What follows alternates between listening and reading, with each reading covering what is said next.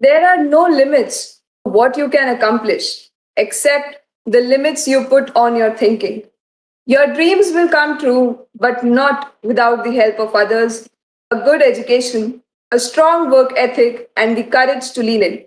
On this note, I welcome you all to one of the most significant online events, WIEhack 3.0, an international 36-hour women-centric virtual hackathon organized by the IEEE student branch at Bharatiya Vidyapeeth College of Engineering, Indraprastha University.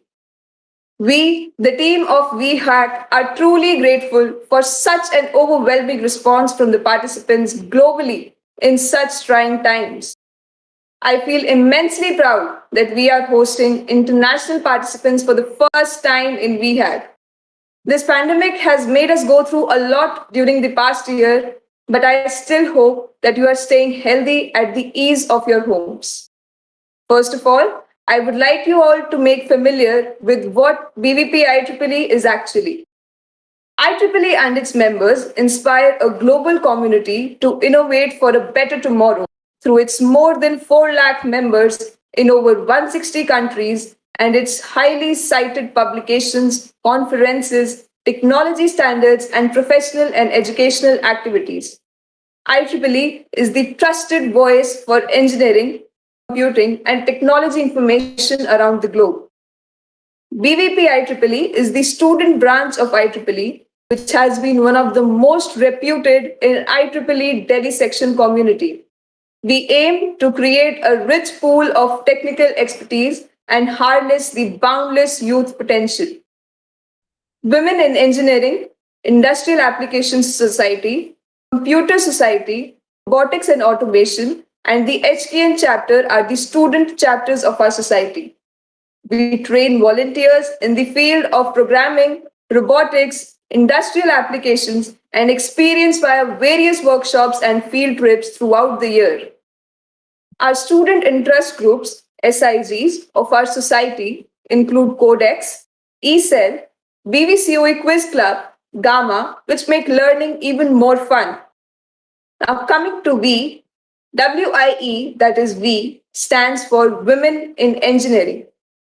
It is the only subchapter amongst any tech organizations worldwide expressly made by women, led by women, for women, and is consistently working hard for the same. V is dedicated to making women accomplish their careers in engineering beyond academics.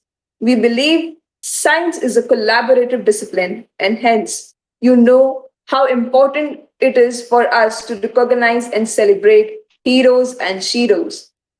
Talking specifically about BVPIEEE, we aim to maintain an environment in which all are welcome to collaborate, continue contributing to the community, support the growth of our profession and our colleagues, and advance technology for the benefits of humanity. We take inspiration from various ways across the world and have been putting up workshops in the future of IoT, network systems, and much more. Recently, in October 2020, the BVPIEEE was accredited with the Best V Affinity Group Award in the Asia Pacific region and gained international recognition. IEEE Art in Virtual Congress awarded and celebrated all our past efforts made by our team in the field of technology, gender neutrality, and community building. WIEhack. WIEhack is a platform where women propose sustainable solutions to the problems faced by the world. Our mission is to empower women in STEM and encourage them to ideate, innovate, and implement their ideas. WIEhack 2018 had been an enormous success in that matter. Back then, it was an offline event in which 73 teams participated across Delhi NCR. It was a 24-hour hackathon, and we witnessed a lot of creative solutions on the theme Build for India. The top 3 teams were offered internship opportunities by Paytm and InQSpace. In the year 2020, amidst the pandemic, we had lost hopes to conduct the event's second edition, but then we shifted to the online mode, and not to forget, This was the first time our team was organizing an international online event within a short span of 2 weeks. WIEhack 2.0 was an even greater success as it witnessed a massive amount of participation from women all over the world.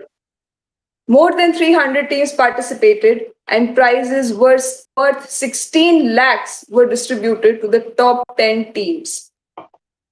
We have greater hopes for WIEhack 3.0, mentioning that it comes with double the prize amounts and the fact that both female and male participation is allowed this time.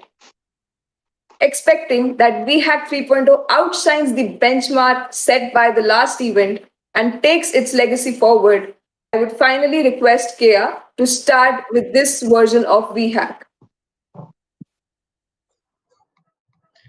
Now, I would like I to would like welcome to our welcome our Honorable Honorable Principal Sir, Dr. Dharmender Saini, to flag off the event and encourage the participants and the organizing team with his words of wisdom.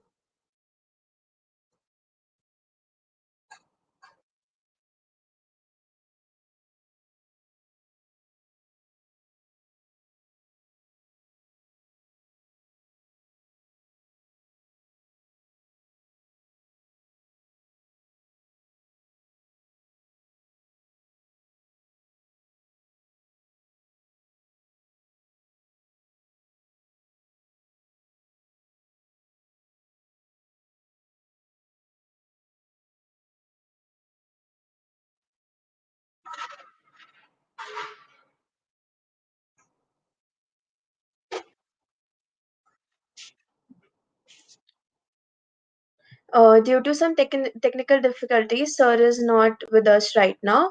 But moving on, we have Mr. Shatit Sidhana, the chairperson of BVPIEEE, with us, who would like to address the participants.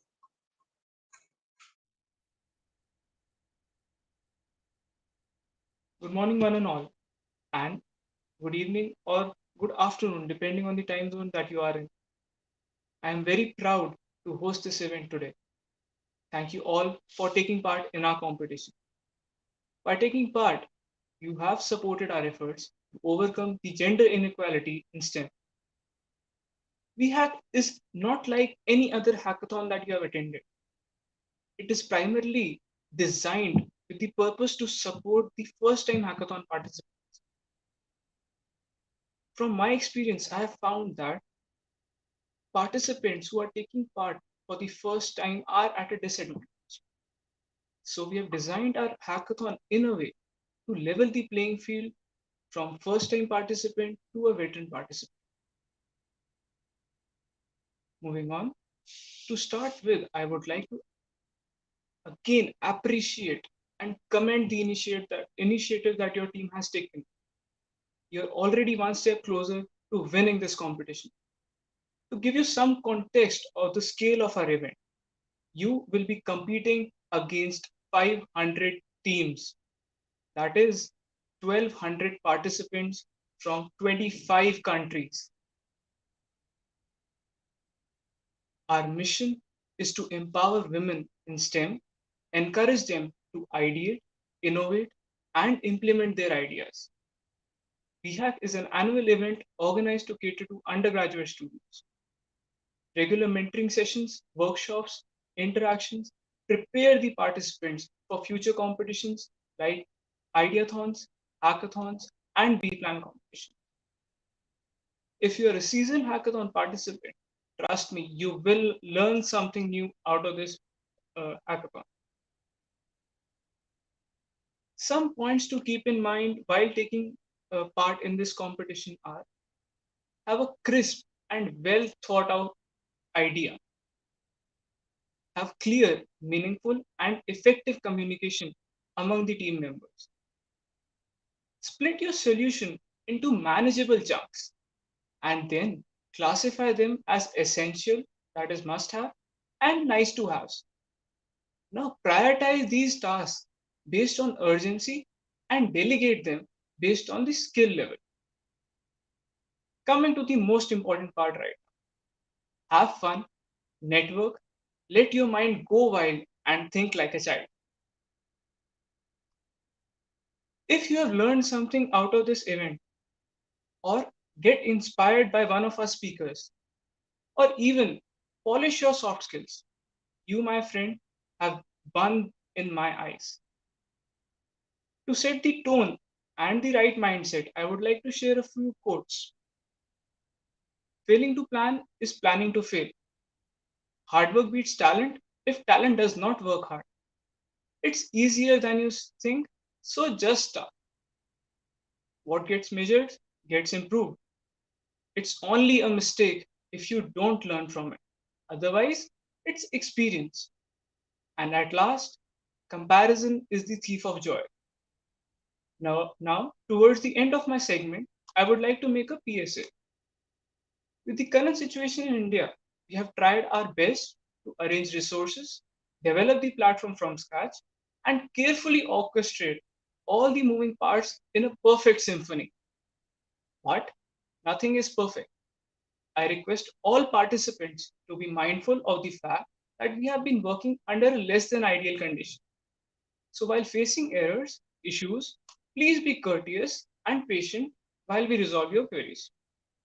With that out of the way, Kia, please continue. Uh, Good morning, everyone. Sir is here. Please, sir, encourage and please flag off the event. Am I audible? Uh, good morning, everyone. Professor Dharmendra Saini, Principal of Bharati Vidyapeeth College of Engineering, welcome all the participants from inside India and outside India. And it's a very great moment that I have learned from my organizing team that this event has been extended to outside India as well. So I have learned from my team that 400 plus teams are joining globally, and there are 1,000 plus participants who would be taking benefit out of this event. So I am very happy that my team is working day and night to achieve such level of this event, and it has been they have been organizing this event every year, and more and more participants are being added up. So that proves that we are doing a great job for the people around us. So my main idea of doing such event is to prepare students inside India or globally to come at the international platform and perform for the society and solve real-time problems in the society. So my team has taken a very good theme for organizing these events. So whatever you take, I have some pointers which I took from India Singapore hackathons. So the reviewer team which opted for parameters for selecting teams, and we also had teams winners from that hackathon in our college, where Honorable Prime Minister awarded to our teams with a good prize and motivated the teams. So those pointers I would like to discuss before you. So they focused on whether the problem which you are solving in any domain is real time or not, or presently the pandemic situations. So what are the problems around us? Are we able to solve or give solutions to the real time problems around us or not? So next was the whether it is extendable to the mass, meaning how many people are getting benefited out of it. The problem you have adopted, you have solved it, you have done or devised a solution for this, then how many people are being given benefit to it? So next was cost effective. Let's suppose you are not working on a social problem, or you have come out with a commercial product out of your solution, and in the future also you're planning to go for a venture or starting some concern. Then whether it is cost effective or not, meaning the solution around us, there must be some solution for the problem which you have adopted, and the people in around us who have solved that problem. Then whether your solution is cost effective, will be accepted by all, and it's a quality product or not. And the next is, are we able to protect our IPRs? There will be patents, there will be trademarks, which will be come out of our solution, which will be implementing. And so do we have the capacity to protect it? Do we know what to protect? Do we know what not to protect? What are the trademarks which will be taken out of your solution? What are the, how many patents will be filed? So please take care of that right in the beginning, because once you open the solutions, then there will be many who will copy it, and you will lose the priority. The priority is the main thing in the protecting the IPR. So think about this. Next is when you are going for implementing your solutions, like opening company or something of that sort, think about the negative cash flow, meaning we start our company and we don't think on the cash flow, and we start inputting money and finally we fail. So think about the problem of negative cash flow. Probably you can dig it down. So what is this problem? It's a problem of finance. Next is entry barriers. Once you come out with a solution in the market, and there will be many who will be doing the same thing. So you have to design, or you have to think in this way right from the beginning, that you think about the entry barrier and the problem of blue ocean and red ocean as well. So you only have to travel in the blue ocean, where no competitors can touch you in your solution. So these are the points which I wanted to focus you all. So probably that they will benefit you. And I am congratulating all the participants for participating. I am very sure those who will come with flying colors, fine, but those who are participating also, they will learn a lot, and they will be prepared for the next competitions. So thank you very much, and I would like to give a great thanks to the organizing team, all my teachers and organizers, for organizing such a nice event up to the level of these 400 teams and 1,000 participants. It's a big numbers. Hopefully these many people will be benefited. So thank you very much for doing this. It's a great job on your parts. Keep it up. Thank you very much.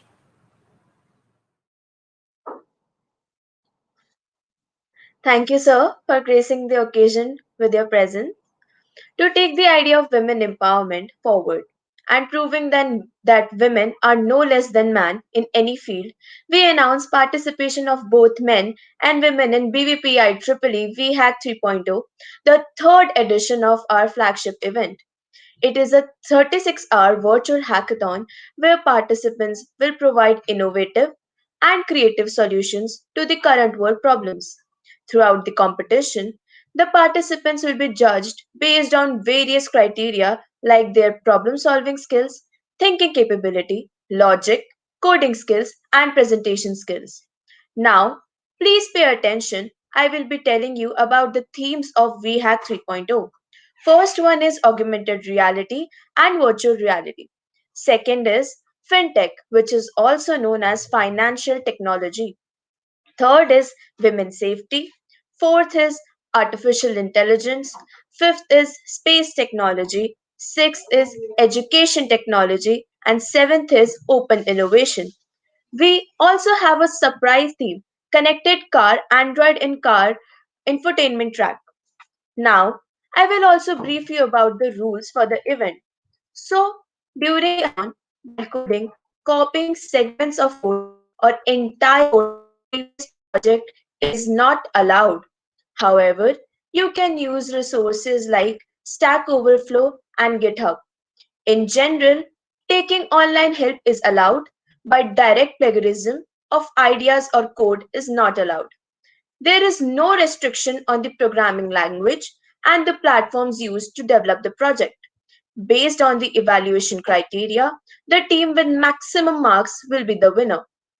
In case of any disputes, the decision by the WIEhack organizing team will be final and binding. Organizing team has the right to disqualify any team on their sole discretion. Teams would be evaluated based on the following criteria. The first one is proposal and judgment, in which the innovation and uniqueness of the problem, the importance of the problem solved, the practicality of the problem solved, and the percentage of the problem proposal completed will be judged. The second one is final presentation. You will be judged on the presentation skills, quality, and the scalability of the product. 40 marks are for the proposal and 60 marks are for the final presentation. That comes to the total of 100 points. Team scoring the maximum out of 100 will be the winner. Now, I would like to ask Shaurya to take the session forward.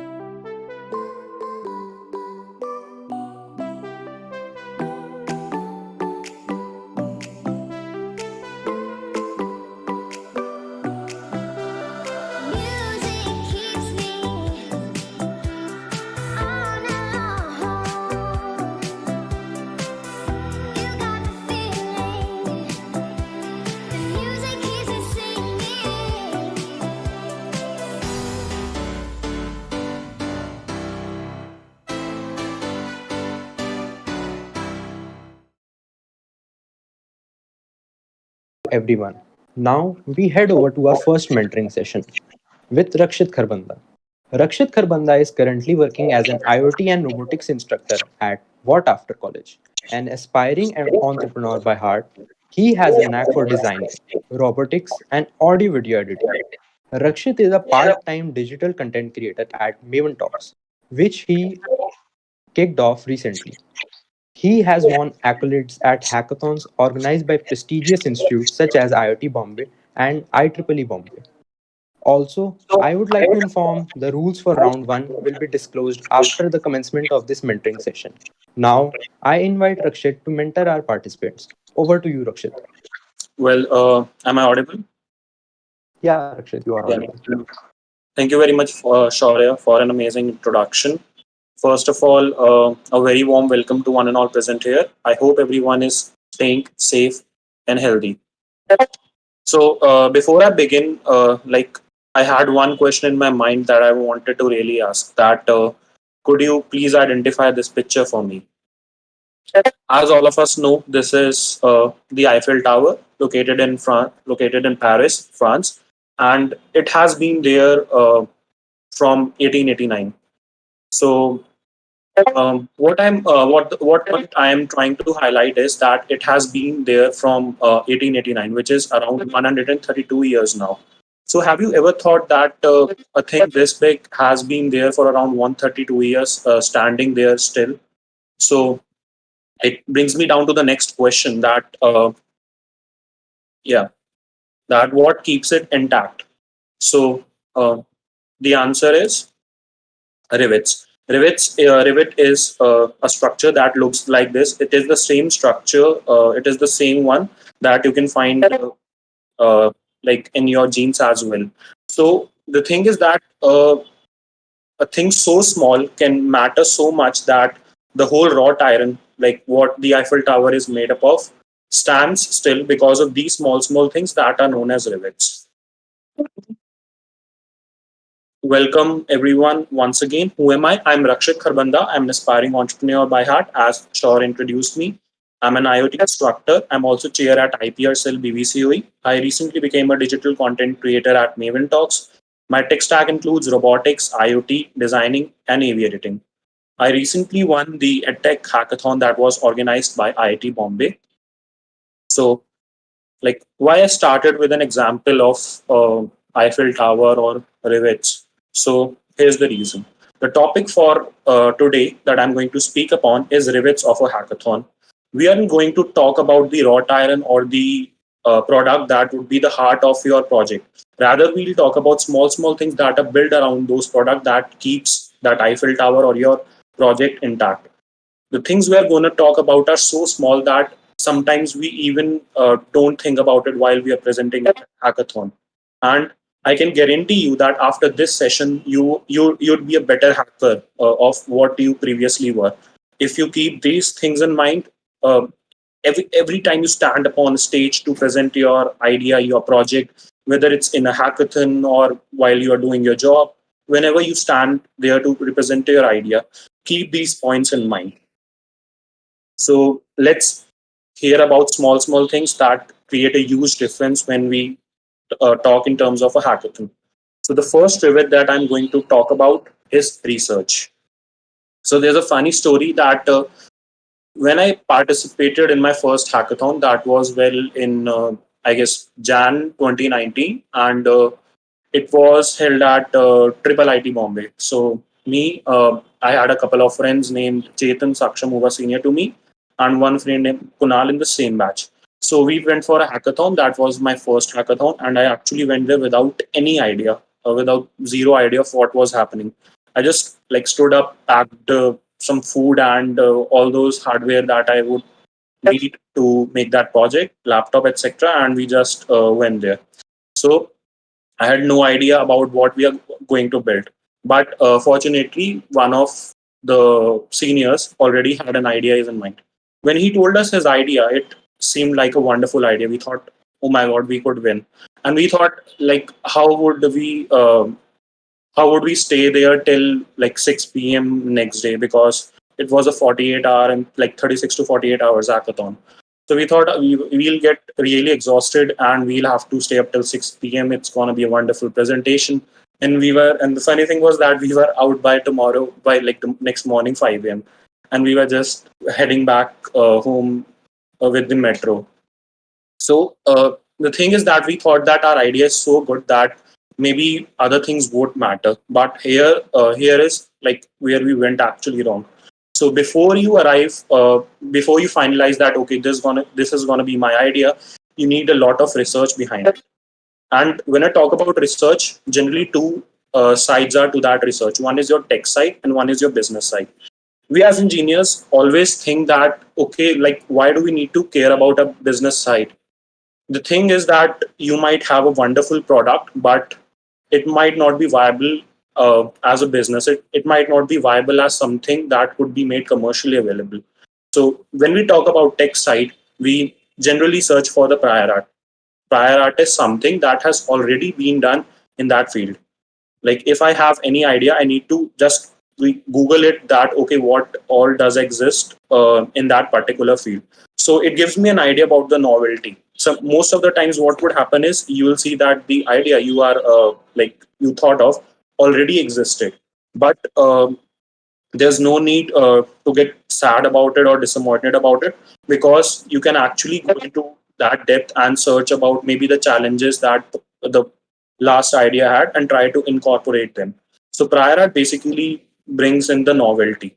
Now next comes the technical feasibility. When I talk in terms of technical feasibility, all that you need to prove that you can do is during these 36 hours. So we are talking about solutions that could be incorporated in this 36 hours, not 50 years after or not 100 years after.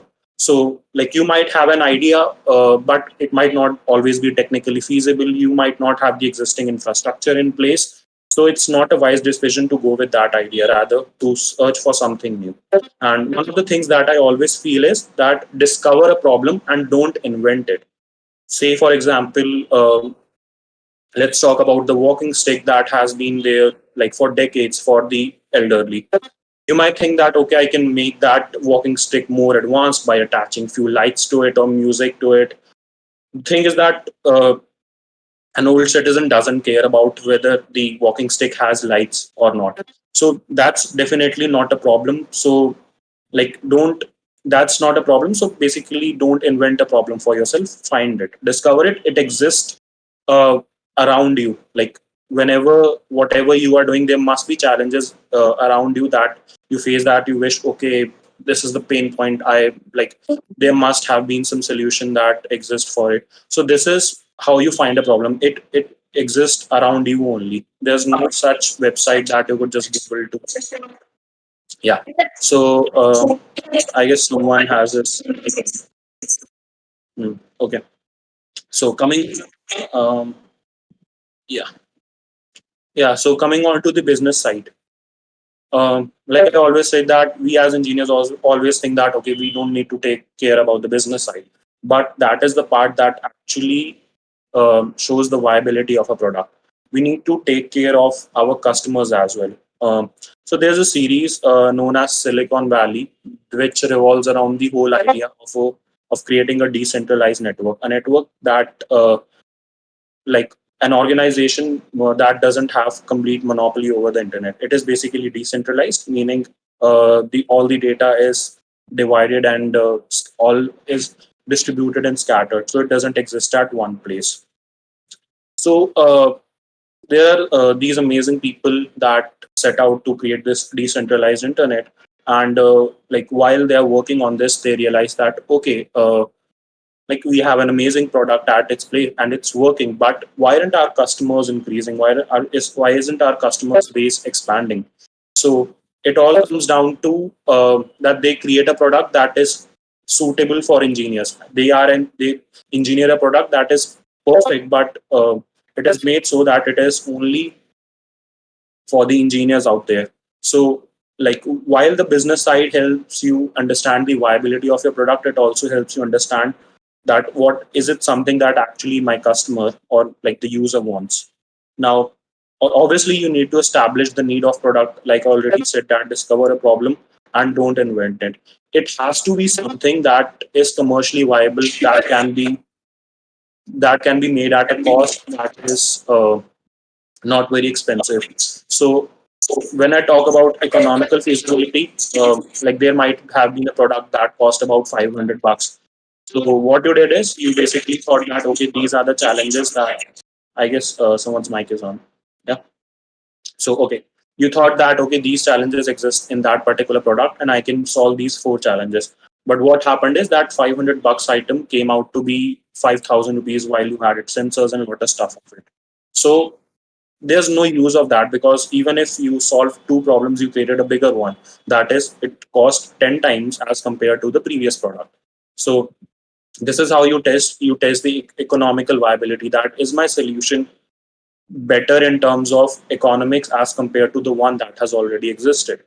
Now, one more thing that you need to keep in mind is understanding who your user is and who your customer is. So a lot of people think that user and customer is the same thing. That if I'm a customer, if I'm buying something, then I must use it. But that doesn't happen always.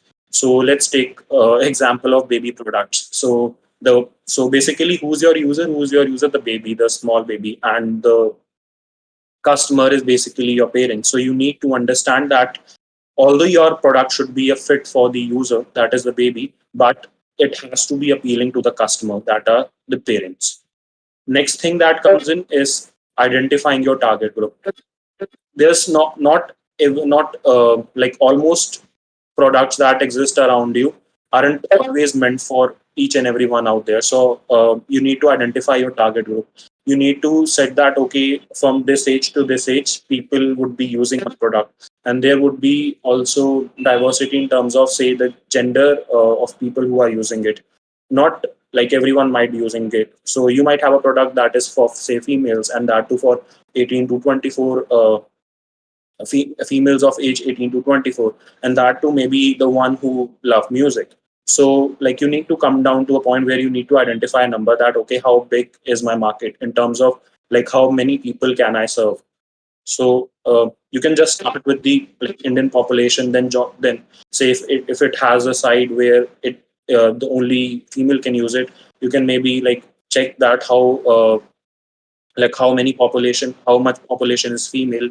Then you can check okay, how much population exists within that gap of 18 to 24, and how much actually loves music of that particular part.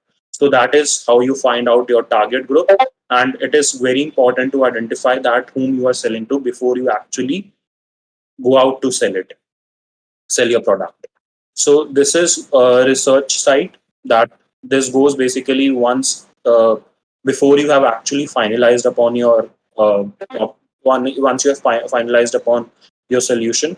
So this goes into the tech side and the business side on the research, the Revit, and second that comes is the presentation. So okay, so presentation doesn't it only talk about those 5 minutes that maybe you present in front of a jury. Presentation is each and everything that goes from once you have selected upon an idea, yeah, once you have finalized upon an idea or a solution to the end of a hackathon. So presentation goes well over those 36 or 48 hours. Okay, so what are the aspects of presentation? What is actually presentation? Here when I'm talking about presentation, I'm actually talking about your PowerPoint presentation. And there would be a lot of things to take care of while you are incorporating them in a presentation, because presentation is nothing but a summary of the most important things that you maybe discovered or worked upon in the last 36 hours. So it reflects somehow those last 36 or 72 hours or 48 hours, depending on the duration of the hackathon. Okay. So here are like I have a pitch deck. You could see that for this is for say a 5 minute presentation. You try not to have say more than 10 to 12 slides. Wherein you have an introduction. The introduction basically includes name of your project, your team name, team members, and then you have the theme or track like the theme that you took. It could be women safety, security, and surveillance, depending upon the themes you were given and the one you chose. So then comes the problem versus the solution. Always take care that your problem doesn't like comes in more than a line or two, because sometimes you end up writing a paragraph on the screen with a lot of jargons and fancy words. So that shouldn't happen. Your problem should be as simple as one particular statement that, okay, this was the problem, this is how I am feeling it, and this is what the impact could be or the solution could come out to be. So it has to be framed in that sort of manner and in just one single line, that even a person who has no idea about the technology can understand that what you are actually serving. Then comes the solution. A solution should also like be included, like the template that I gave was for a solution actually, that okay, this was the problem. Once you have stated it, that solution includes basically what I'm doing to encounter that problem. And it should not be like more than 2 to 3 lines and could be even less than that. And then comes the concept and the applications. Concept, basically that's concept behind the project, that okay, if I'm using some making some machine learning model, there is like some network or something that is already present there, say some libraries or something that that has been existing there, that I'm using or basing my project onto. So that includes the concept. Now comes the applications, that at what all points applications or features, which you can call, that what are the features of my product, or what basically it can serve if it exists or comes out there. Next comes the tech stack. Tech stack is basically like what all things you are using. Say if you are making an application, an e-commerce application, you might be using Flutter, you might be using web, you might be using other frameworks for employing your database. So that all comes in the tech stack. Then comes your business model and lean canvas, which I'll talk about in a minute, and future prospects. So you will always not be able to incorporate your whole idea within that 36-hour frame. So you need to have in mind the future prospect. So everything basically that you think that can't be incorporated in those 36 hours can be a part of future prospect. But that doesn't have to be something that would be like I'll be seeing in next 50 years. That has to be something that okay, I'll maybe do in next 1 year or 6 months if this project gets deployed and moves on further. So future prospects include those, and then you have the references. It's an option, but like sometimes you will be asked to have references, that okay, if you have uh, if you have maybe took an example of a study, then where that study is coming from. If you like read some research paper, where that research paper is coming from, and the demo video. Most of us feel that we don't need a demo video. It's of no use. And actually, I understood the importance of demo video while I participated in GTBIT. That was the first hackathon I win, and I had a hardware project on. I had basically a hardware project on safety, and if I remember that, like my one of the members on organizing committee told me that hardware doesn't always work at the end. Like I tested it maybe 1,000 times, but it happens that it won't work the 1,001th time. So that's what actually happened, and like we had that demo video, so we were able to save ourselves. Because just like think about it, that you spent 36 hours onto something that you even can't show, you could just talk about it. And there couldn't be anything more disappointing and annoying if you couldn't actually share with the audience what you have done in that 36 hours of the project. And demo video basically includes the heart, your main idea, like your solution. So that is basically the heart of your project, the core of your project. So it always have a demo video, like a 1 to 2 minute demo video on your site, like depending upon the hackathon. If you are asked to have a bigger demo video, you can scale it to them. But have a demo video in a manner that it doesn't take too much time, because sometimes you even won't have the time to maybe showcase it, and like no one would like to watch it for more than say 2 minutes. So like have a crisp demo video about 2 minutes, but like have a shot of it, have a shot of a project working in front of you, so you could show it later on, like in both cases, even if you are asked to, and even if sometimes maybe your project isn't working live. So that's where demo video comes in. So here I have the X tips. I call these the extra tips. So don't don't basically try to complete your whole project. That's not possible. Try to have a proof of concept. So, for example, if I'm developing an e-commerce platform, then your focus shouldn't be on building building the whole thing. That okay, I need hundreds of products for that to showcase on my website. I need a contact page. I need a about us page. I need like a social media page. So you don't need to do that. You need to have just one single page. Like you could have more, but it's good to first have one single page with just three, four, or maybe five products, which I can maybe select and see, okay, that how's the order being placed. Like I could maybe select them and they go into my cart. So you have just like another page of your cart wherein I can just like enter my mode of say payment, and it could just process onto the backend, or I could maybe get a mail as the business owner. So you don't need to have whole project, but enough of it that explains the idea to the judges that okay, this project or this thing works. So it saves you a lot of time, and honestly, like most of the time that we spend on only working on the project and not around the project on those small things, it actually gives you a lot of time to work on that as well. So coming on to PowerPoint, I have seen a lot of PowerPoint presentations as a participant or as a mentor before that. I feel like people have a wonderful product, but they are not able to showcase it just because they couldn't make a PowerPoint presentation or could pick up a PowerPoint template that resonates with their idea. So here's a website that I could take you to. It is visible. Yes, it's completely Yeah, visible. yeah. So this is like the one website that you shouldn't forget any day. Like its name is Slides.go, and you will have all the presentation templates here. So first thing that you might have been given, like you might have a particular template, but that's not always the case here. That's not always the case.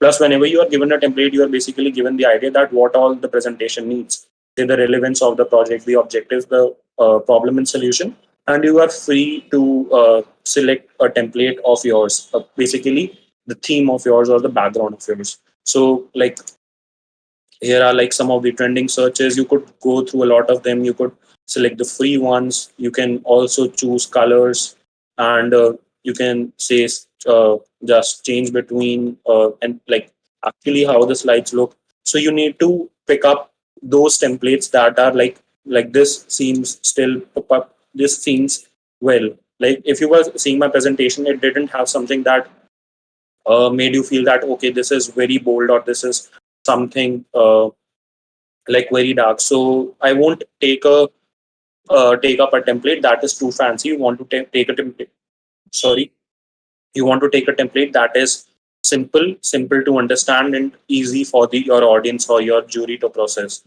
The more smoother the process goes on from like that 0 seconds to the time that you pitch to your idea, most smoothly it gets and more easily it gets. There like more chances that like there must be more chances that you did a better job because no one had a question on you. And like so like why spend your time on looking for templates? There are a lot of templates on this website. Just don't pick up something, say this is that is too fancy, say like this, or that has say typeface or fonts like this. So choose simple ones. There are a lot of like way you can just say, if I go for an elegant looking template, so like the one I showed to you, so this might work, but not too fancy ones like this one. And actually you could say if your project is on say women safety, you could actually Google like women and terms like safety and say and see there's a wonderful template, then you could automatically use. So I could just select Google Slides and it would automatically log in into my Google Slides and I'll have those slides. So try to like it's an elegant looking presentation. So that's all you need. You don't need too fancy ones. So this is how you can go about it. Now, yeah. Now coming on to font, always take care of your face, size, and color. I'm not only telling you this, I have incorporated this. As you could see, like I have just one page.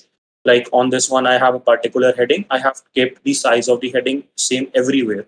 Then I have a subhead where basically uh, I'm writing the topic that I'm currently explaining as a part of that slide, and under which I have some simple text, which basically I want to explain to the audience.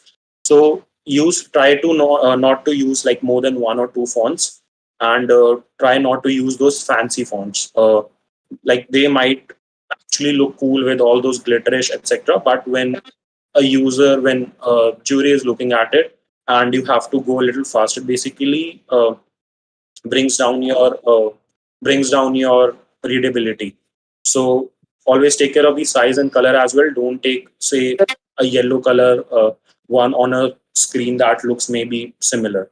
Then comes the content length. Like have only 3 to 4 lines or maybe less than that on each and every slide. So there won't be more than 30 seconds or sometimes 25 seconds for you to wait on a particular slide. You can't dedicate more time that on that, otherwise you will lose on your demo video. So you need to take care that you like keep the content of length on the slide relevant but short and crisp. Next comes the thing that don't please explain your code until you are asked to do so.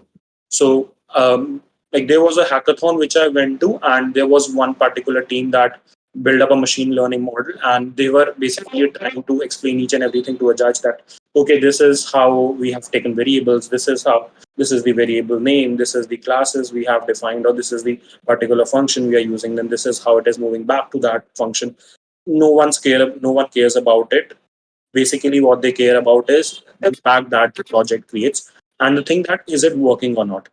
Like if the judge or someone is too emphasizing upon like asking what the code is going behind, just go forward and like you can show them your code, but don't do that until you are asked. And that would rarely happen in 2 or 3 cases, because your code would have been already seen by the organizing committee while say you are giving any GitHub link for your project.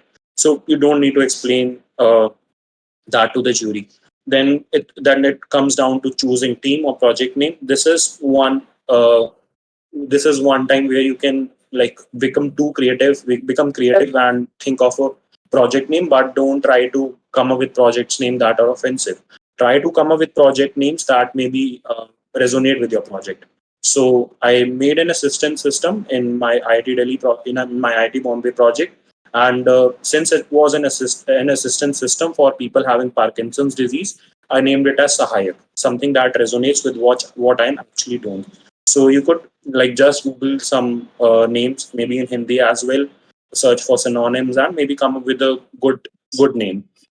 Do multiple iterations in terms of your presentation and what you are pitching, because like I just said, that you won't have more than 5 minutes. So like while you will be testing your presentation by running it 2 to 3 times before the actual final round or the actual grand round of that hackathon, you need to do multiple iterations. That okay, is there something that maybe I could remove that doesn't make relevance to the project? So you could basically bring down the number of slides and save you some time as well for the demo video. Then obviously talk to mentors. Always try to figure out that what they actually want out of you, what they like, what are their objectives as a hackathon being organized. So always talk to them and understand their viewpoint. Um, the first hackathon that I actually won, the reason was that I had a feature so strong that whose idea was inspired by what my mentor came and told me in the beginning of a day. So what actually we started with was a software project, and when my mentor came to me, I didn't have hardware at that point, and my project was actually a hardware project. So I actually went back home and brought all the hardware project, because like he had some idea that I could incorporate very well, which would uh, like resonate with what I was trying to do, like in hardware as well, and maybe produce a very good project. And that is how we end up winning, because we listened what our mentors were saying and what they wanted. Next comes the infographics. Anything that you feel that could be demonstrated with help of a chart or a graph, just go forward, because like it's easy. Like we all know that picture is worth 1,000 words. So even if you have 2 minutes, you can't explain that part which a picture may put in say 10 to 12 seconds. So it all comes under the presentation, and let's have a closer look at the business model. So these are some particular tabs that you have in a business model. For instance, I have taken a business or lean canvas of like Uber. So coming on to the problem, these are the problems that say the passenger faces. So basically, it's the expensive taxi service, availability of cars, lack of driver's profile that you are riding with, and basically this is the problem of on the side of the passenger. So there is one side to it, that is of the one driving, the drivers. So basically they know who their customer is. They have an like a job opportunity, a part-time job opportunity that they could use. So the existing alternatives in the problem basically come down to things that are already operating in that particular portion or that particular spectrum. So it could be the public transport and the classical taxi service that has been there for decades.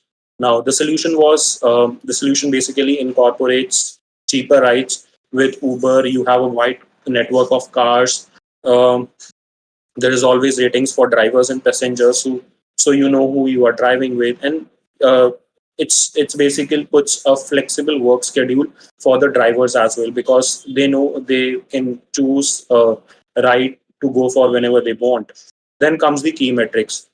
Key metrics are the things, are the particular numbers that maybe you look at beginning of every day when you wake up, that okay, is that if I have incorporated this project or this startup or anything else, is this working? So how you do, you look at the number of users. If you are a YouTuber, you look at the number of watch time, like in hours, and you look at the number of subscribers. So these are the key metrics, the important numbers that tell you that whether my project is going forward or not.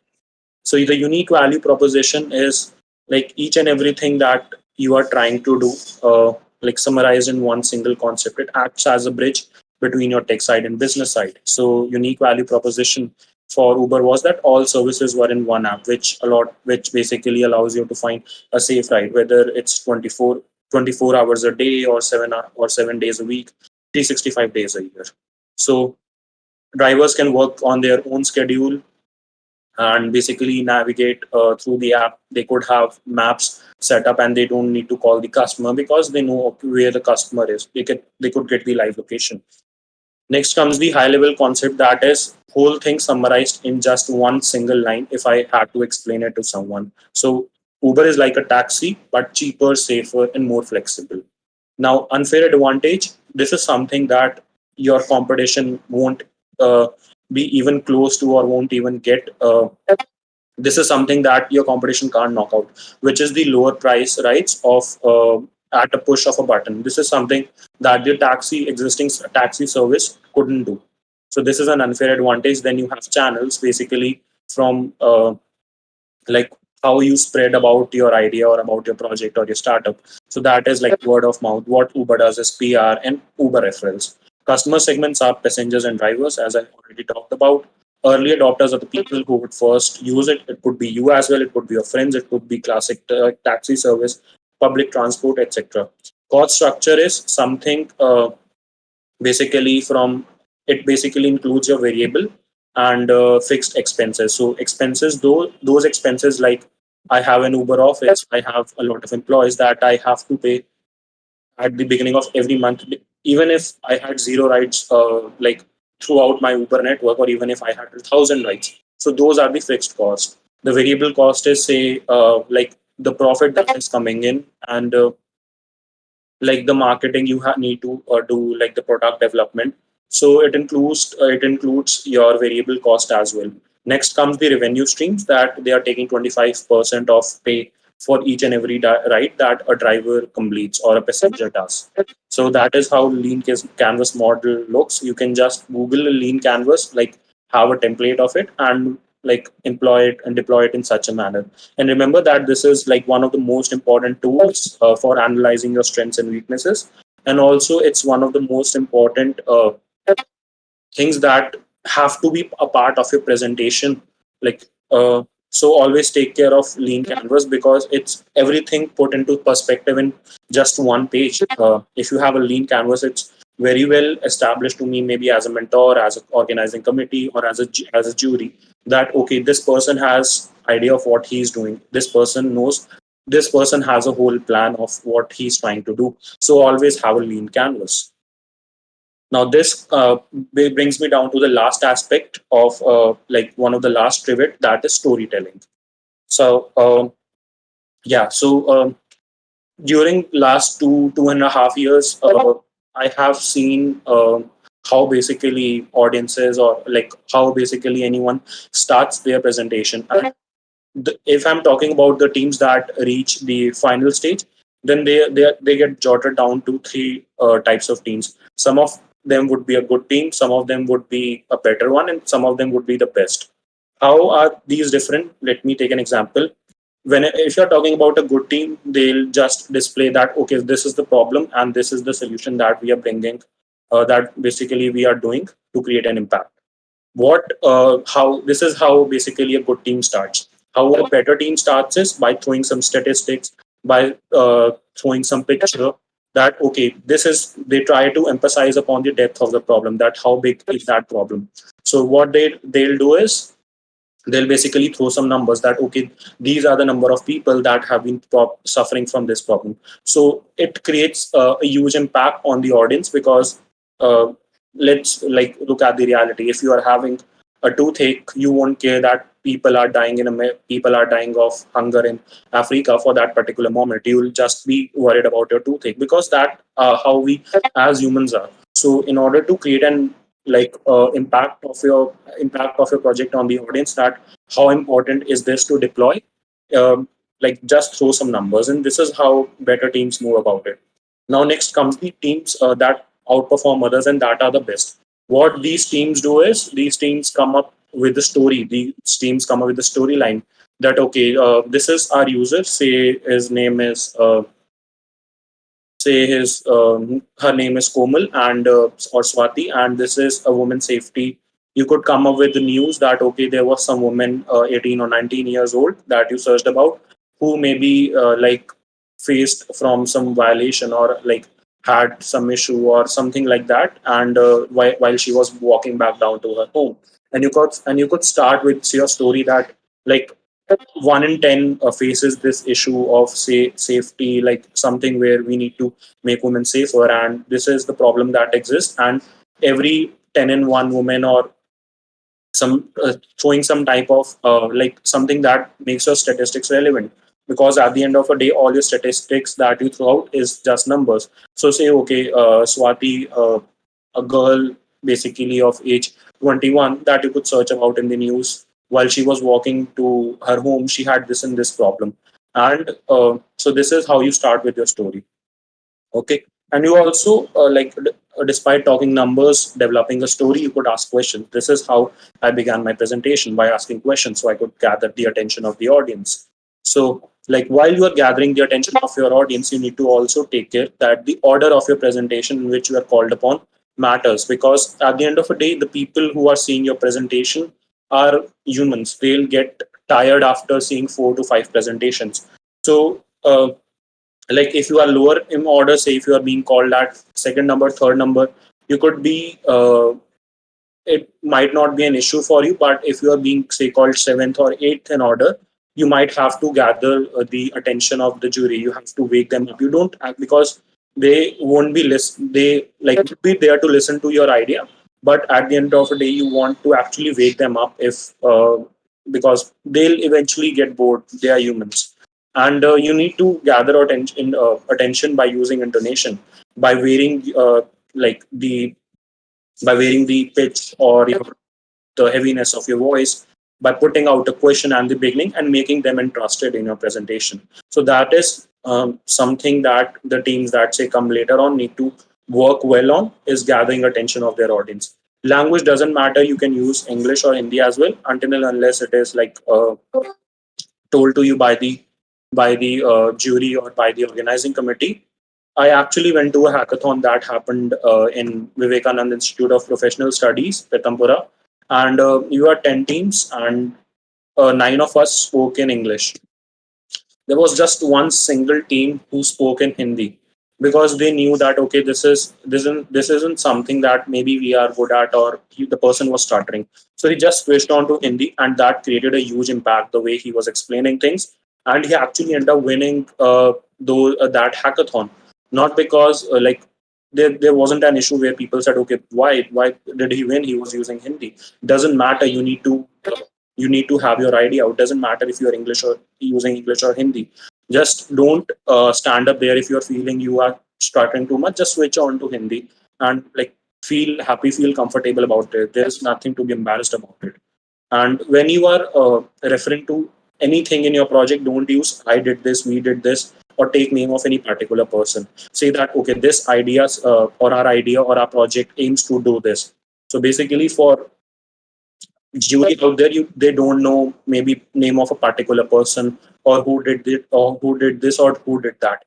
So you need to refer each and everything using our idea or our project. Our idea aims to, our project aims to. The objectives of our idea, our project are. Okay. So practice, practice, and practice. There are a lot of teams that just come down to the presentation without practicing, without actually practicing their pitch. It doesn't take much time. Even if you sat 30-40 minutes before your presentation, having just 2 to 3 takes, that would be enough for that, because two things would happen. One, you will be able to know that okay, you are finishing your particular presentation in that say 5 minute time frame, because there might be a point where you might not be able to finish your presentation, and your demo video or the part where you actually demonstrate your project might just be skipped because you didn't take care about the time. So always take care about the time. It would first of all help you get the whole presentation in that frame of 5 to 7 minutes. And second thing that would practice do is let you know that okay, what slides maybe could I remove that could still make my presentation relevant without basically saving me some time, like what slides can be removed, or what text can be maybe uh, cut down to have that good impact. Now comes the end of the story. When you start a story, take care that you finish a story. I took an example of Swati, an 18-year-old that say maybe face some violation or something like that, that was attacked by someone, and use details in your story. First of all, give her a nice name, because that is someone whom the jury or anyone seeing your presentation would relate to. People don't relate to numbers, people relate to characters, people relate to stories. So do that and finish your story. At the end of a day, say Swati could, like the girl you were talking about in the beginning, Swati wouldn't have faced so and so problem if she had our product. Or we can make each and every woman, stronger and safer with our project. So have that plot where you start in some point and end at the same point. So it gives you a very good storyline. Now, thank you very much. That was all from my side, and thank you very much for making me a part of this opportunity, um, inviting me. And it's just overwhelming to stand next to people who I have learned throughout my whole life during this college. So it's an honor for me. Thank you very much, and I'll be open to questions.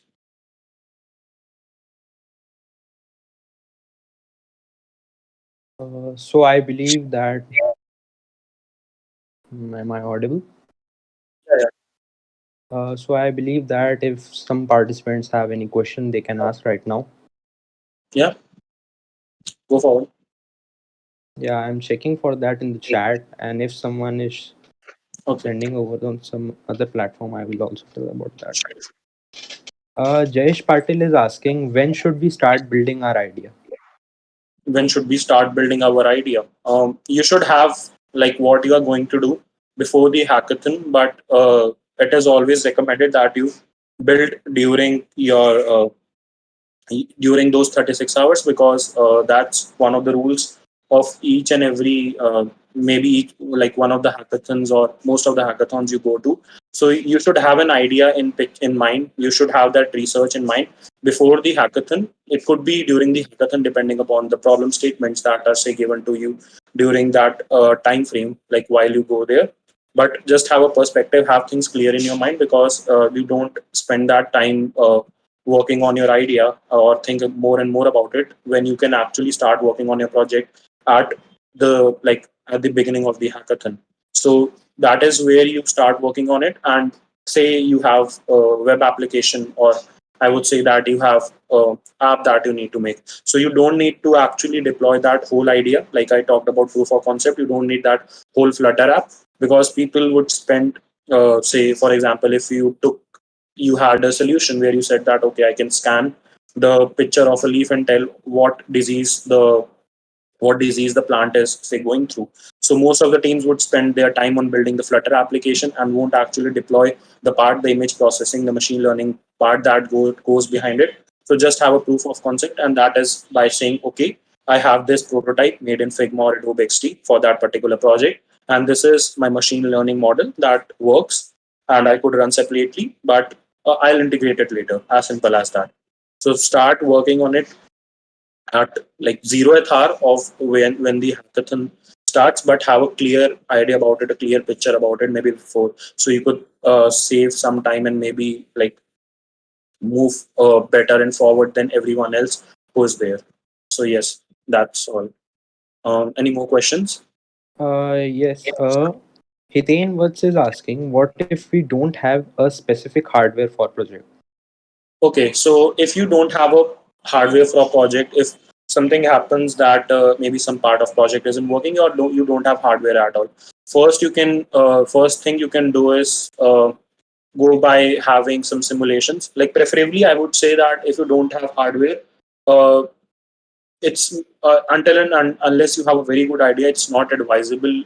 Like for me, I would say to deploy that project until there's something that you are sure that you can deploy it, because at the end of the day you need to convince the jury as well that this is something that could work. All other things you can do is you can form charts that, okay, say there's a project where that measures the heartbeat of a person, then so you could have a flowchart that, okay, the heartbeat is being measured, is heartbeat greater than this, then some action, is heartbeat less than this, some action, and then like using all those sensors you would be using. You could also try to make graphics of your, like, this is how my you could even try to sketch it out, and if you want to, you can like design it online on some software as well, that this is how my project would look like at the end of a day. One thing that I did during one of my presentations is that instead of telling, okay, that I have an idea where I have so and so hardware, I actually drew a rough sketch of it and marked that, okay, this is this sensor, this is this sensor, this is this sensor, the flow chart of it, that how this would be going through, and you will be good to go with that. Yeah. Okay, I'm looking for other questions also right now. I will wait for some time if there someone. Okay, so I believe that there are no more questions right now. That was indeed a very informational and important session by you, Rakshit. So Thank you. thank you for this session. I hope the participants who attended your session must have gained a lot of knowledge. Now I will state the rules for the round one. First, in this round, teams will be judged upon the abstract about their idea. Second, the abstract should not be more than 300 words. The points mentioned by the speaker during the mentoring session should be strictly followed by all the participants. The template should be provided in the Google Drive should be used only. The abstract should be submitted in a PDF file which have a maximum limiting size. The deadline for the abstract submission is 12 p.m. Late submissions will be accepted till 12:30 p.m., beyond which no further submissions will be allowed. The decision of the selection of the teams will be final and binding. So now I invite Mr. Kshitij Sidana for his session regarding MG Motors.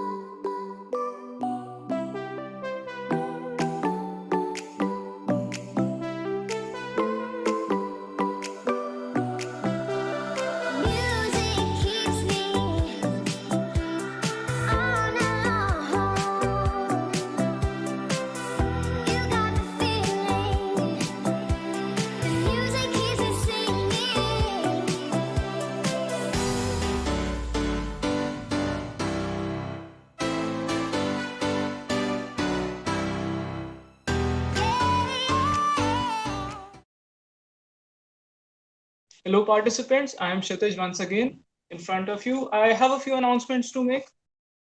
First one, the very important one, is that we are extending the deadline for round one submission, the first deadline to 12:30 p.m.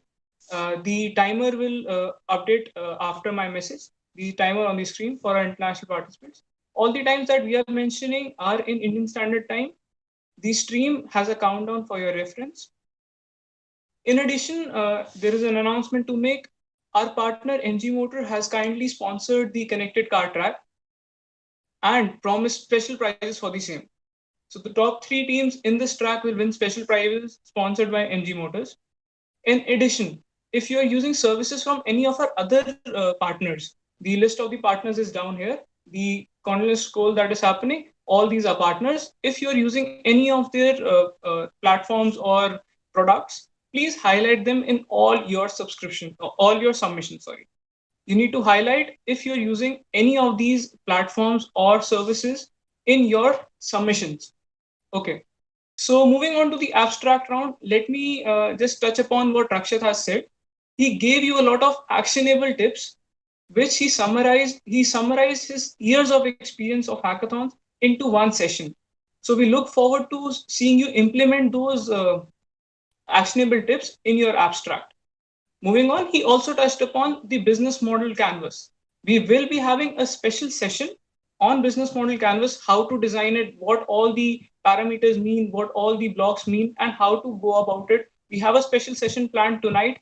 You can refer our timeline for the same. The session will be held on this live stream itself. Okay, so moving on. Once again, the deadline has been extended to 12:30. The timeline, the countdown on the stream will be updated after my message. Thank you so much.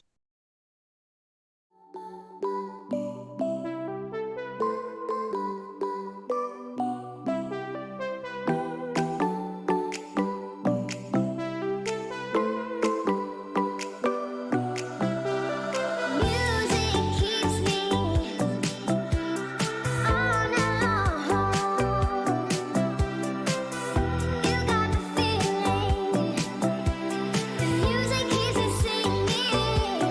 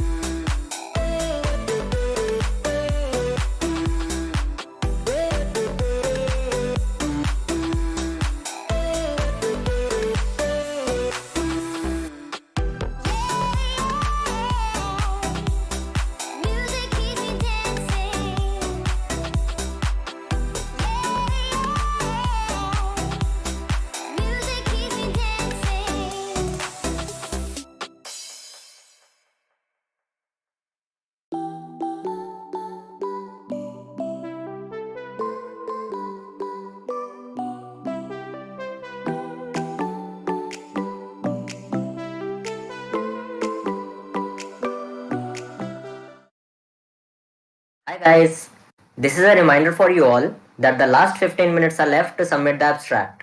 Please hurry up. In case you are facing any difficulty in submitting, please contact us on the Discord server. Results will be declared after the speaker session. Thank you.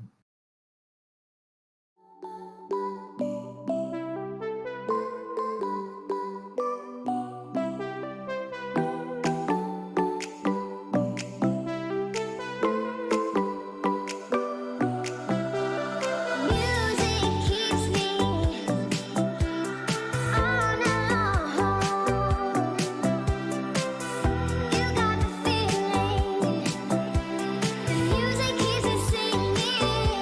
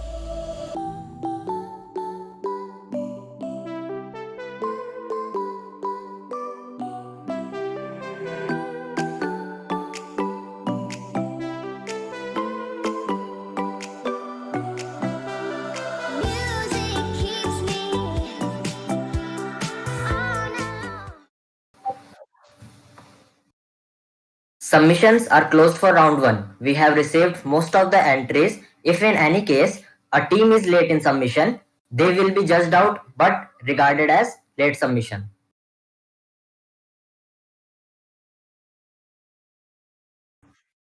The next speaker session, Harsha Vardhan, is in next 20 minutes.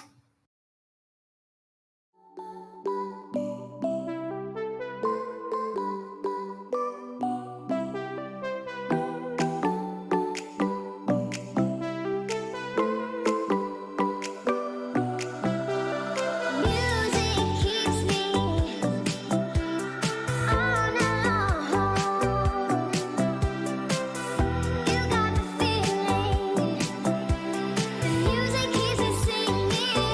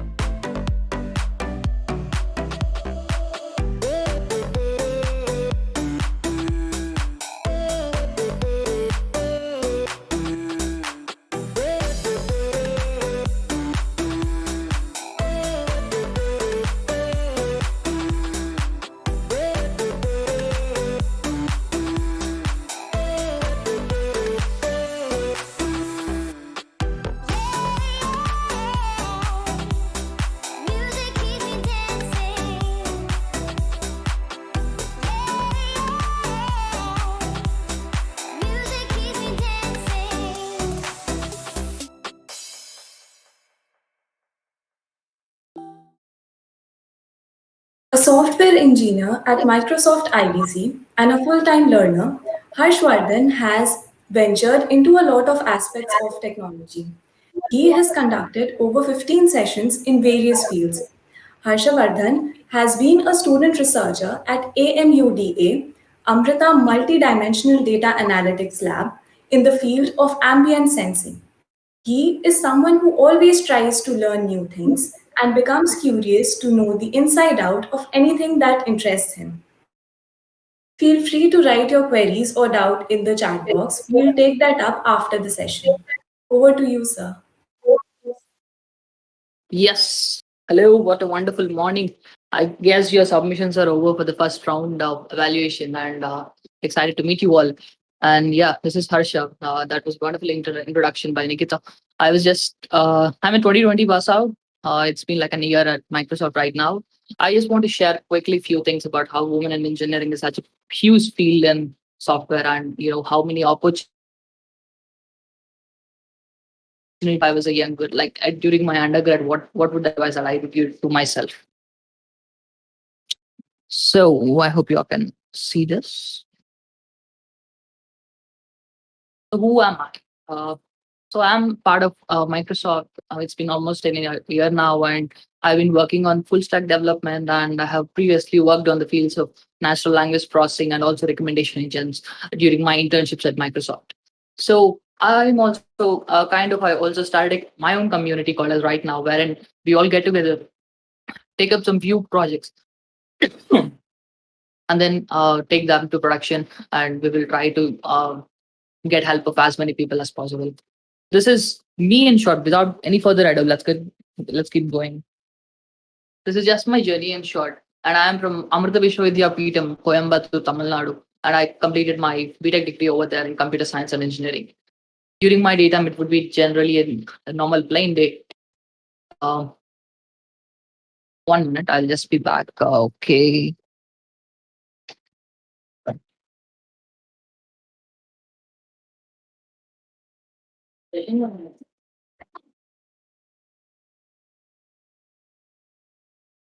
Yes, sorry for that. And someone has rightly mentioned that I'm someone who tries to venture into a lot of stuff. So one such thing is Right Now, and I've started my YouTube channel to help those people who went through the same journey, and maybe my tips might be helpful to someone someday. It is just starting right now, and yeah, sure, I have bigger plans for it. So during my daytimes, it's the basic computer science journey that most of you would have already been through. During the later part of the day, in the evenings, I used to go to Amrita Lab, which is a research lab at Amrita, Coimbatore itself, where we try out. We have a lot of sensors regarding. There were a lot of projects going on there. They were basically research projects, and you can take up and you never know what's the destination, but then you still keep working, and you have a rough idea on your mind, and we want to see as the play unfolds. So that's how my research journey started over there, and we are close to writing a paper out of it as well, and that's a wonderful journey. So what so far? So it has been, since I told you that it's been almost an year now at Microsoft, and if I want to tell something to my younger self, this would be this: CGPA is not just a barrier. So 8.5 and above is all treated as the same in the community of tech, especially in big MNCs such as Microsoft, Google, Cisco, Apple, and all these people. They don't generally care about having CGPAs very high. Say, for example, if you want to get continue your higher studies, then it might be a different point. But then you just want to join straight out of your college to some MNC and you want to contribute to them. For them, if you are having 8.5 and above, that's good enough, and they're just going to test your skills, and they know more. But to be honest, when I was going through my Microsoft journey, they never asked my mark sheet. There was just a column in that qualification saying that 8 CGPA is the barrier, and I guess now they have removed that as well. So that was the only barrier, and later they would have asked me to bring those transcripts and all that, but they never asked me. So CGPA is just a barrier. So once you are above 8.5, it's all the same. Second thing, which is not a very popular opinion, is that we all, no matter which college you are in, we all have some irrelevant subjects, which are just because they are there for the curriculum and they were meant to, they're just there. If the curriculum gets revised, they'll go away eventually. but it's best to use your judgment in understanding if some subject is very useful to you not, or will it matter to you after 5 years. Then you have to put much effort into it. Otherwise, you can just take it early to cross the line. Even that is fine, but be sure that it's irrelevant. Just because you think it's irrelevant, it is not. So do your research there. Don't wait for programming to come up in the curriculum. So a lot of colleges have this curriculum around in third year, mid third year, which is not very helpful because programming is not something that you can get up overnight. So obviously you need to start somewhere and then you need to improve from there on. So obviously when you start early, you'll have that advantage because your mind is already capable of understanding the type of problems, and it helps you better to get that intuition of what the problem solution might look like. So don't wait for programming to come up on curriculum. Just start ahead, and there are wonderful courses online. If you want to be serious about that, you can just pay for a small amount of fee on Udemy, and you can get wonderful courses over there. Hardly that $300-400, and then you get an entire full course on it. So that will make you be more serious in that track, and in the earlier stages, maybe you can start around second year starting itself, and you can start your programming journey from there on. From the first year, most of the colleges have some common subjects with EC people and everyone. So there you don't have much scope to start learning my programming. But in the second year, you will start having computer science specific languages. So along with that, you can start your programming as well. Make programming a habit, and it's not just any other subject. This is again another stressful thing I want to say that I want to stress on this point is that it's not just another subject wherein you study for it, write on your exam, and you pass and you forget. Because you will not understand the importance of programming unless you come to an interviewer and understand that he's mostly concerned about programming, because obviously that company is hiring you for that only. They're not hiring you just because you can solve some cool I don't know, maybe physics experiment, or maybe you have all these chemical formulas in your mind, so that doesn't matter for them. For them, all that matters is they want programming, and they want to see if you have good logic, and then that will carry forward.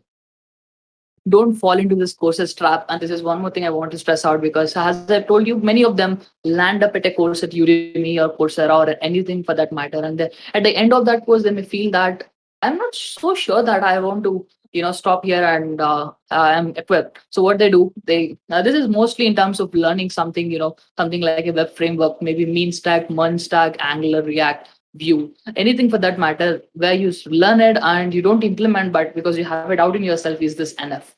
So one thing I would say is this is a course trap, because after one you still feel that you need to have more courses, only then you will be perfect. And this is a course trap. Just break the loop and start implementing and learn as you go. Use LinkedIn, and I'll shortly also show you some slides wherein you can use LinkedIn to land up some wonderful opportunities, especially for women in engineering. And use LinkedIn right from day one. I have seen in your Discord chat, some people were complaining that they don't have a LinkedIn or GitHub profiles, but the thing is you should have it, and it might maybe right now it's not too late. Just go ahead and start and see what other people are performing, and you can improve them, and you can take inspiration from other people who are at your same level and are also doing some cool things. You can obviously gain some inspiration from them. Don't deny an opportunity just because you didn't work on them. So say, for example, if someone comes to you and says that, hey, I had this project and Angular it uses, but you don't know Angular. And it doesn't make sense for you to deny it just because you don't know Angular, because in future, in your companies, they will throw projects upon you which you have never worked on before. I mean, not literal throw, but so they would expect you to learn on the go. So even though you have never worked on it before, you can always take it up, learn it, and implement, and show them that you are such a diverse guy. Like you can learn anything on the go and implement it.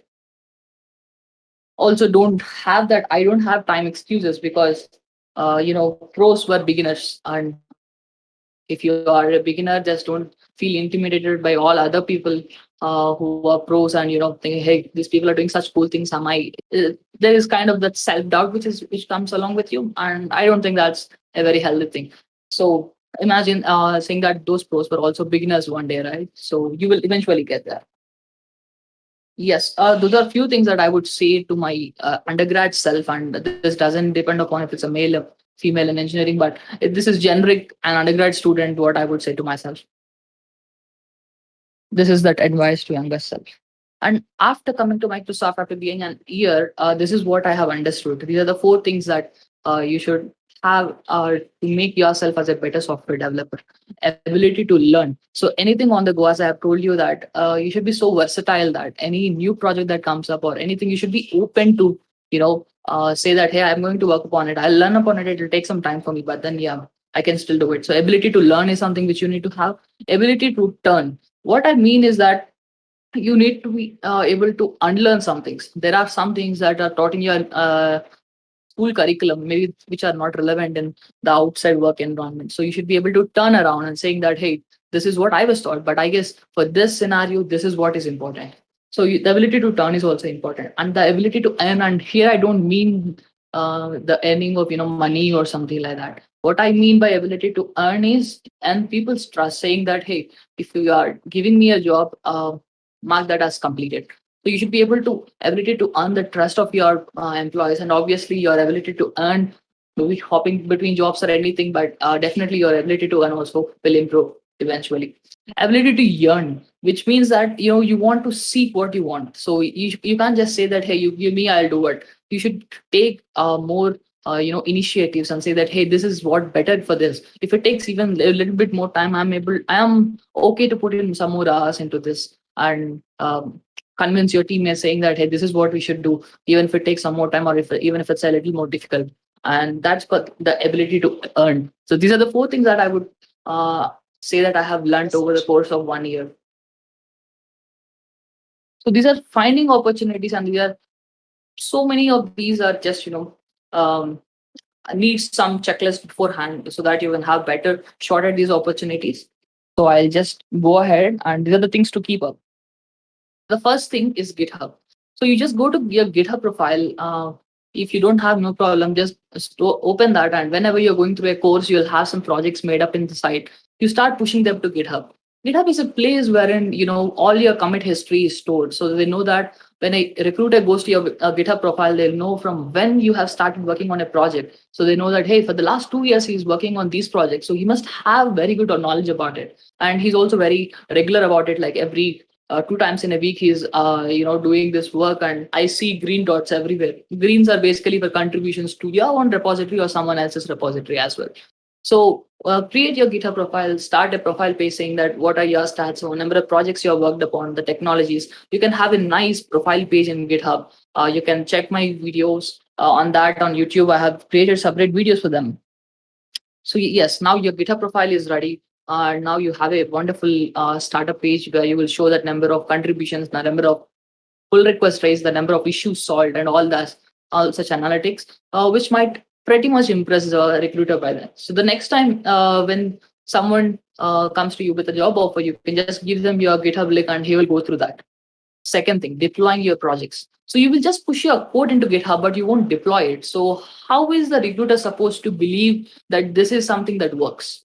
So that is where deploying your projects comes a very wonderful way to say that, hey, this is not just some random code, but this is the code that works. And if you want to check out, you don't want to install everything, you can just click on this link, and you can deploy your projects on GitHub pages very easily. And you can just share that link in your profile repositories itself, and he just clicks on it and he understands the level of sophistication available, like you have worked upon in your projects. So having deployed projects is a very important thing, because that gets me to the next point, resume making.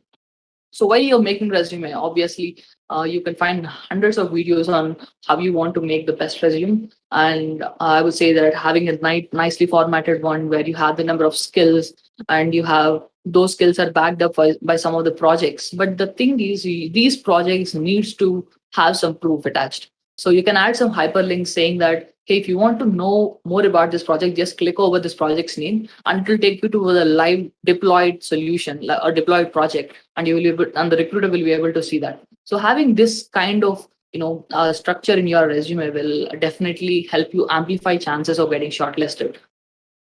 That's also done now. You have wonderful resume, and you have all your projects deployed, and your GitHub profiles looks awesome. Now what else? So now you just start with LinkedIn and check for a lot of keep yourself updated with all the other people are doing and how various opportunities are coming, because a lot of people post on LinkedIn saying that, hey, this is how I landed a job at Google, or this is how I landed a job at Microsoft or Google or Cisco, whatever the matter. There you have some sources on how you can get into that, how do you gain those. And the only way which you can increase your network is by building connections on LinkedIn, being active on that, and speaking with one another, sending connection requests, and getting the inspiration from the community, and if possible giving back to the community. These are so many ways that you can now amplify your audience.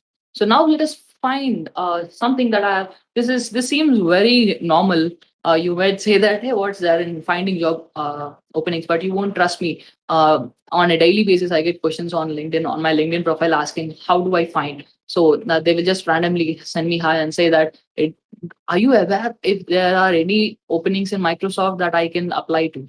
So obviously I can't reply and say that, hey, this deserves, because that's their work to research it. So I'm just going to share quickly what are the opportunities, how are the opportunities you can find. Just go to Microsoft, Microsoft's LinkedIn page, and this is just one of the many ways where you can find job opportunities. I'll share a couple of them.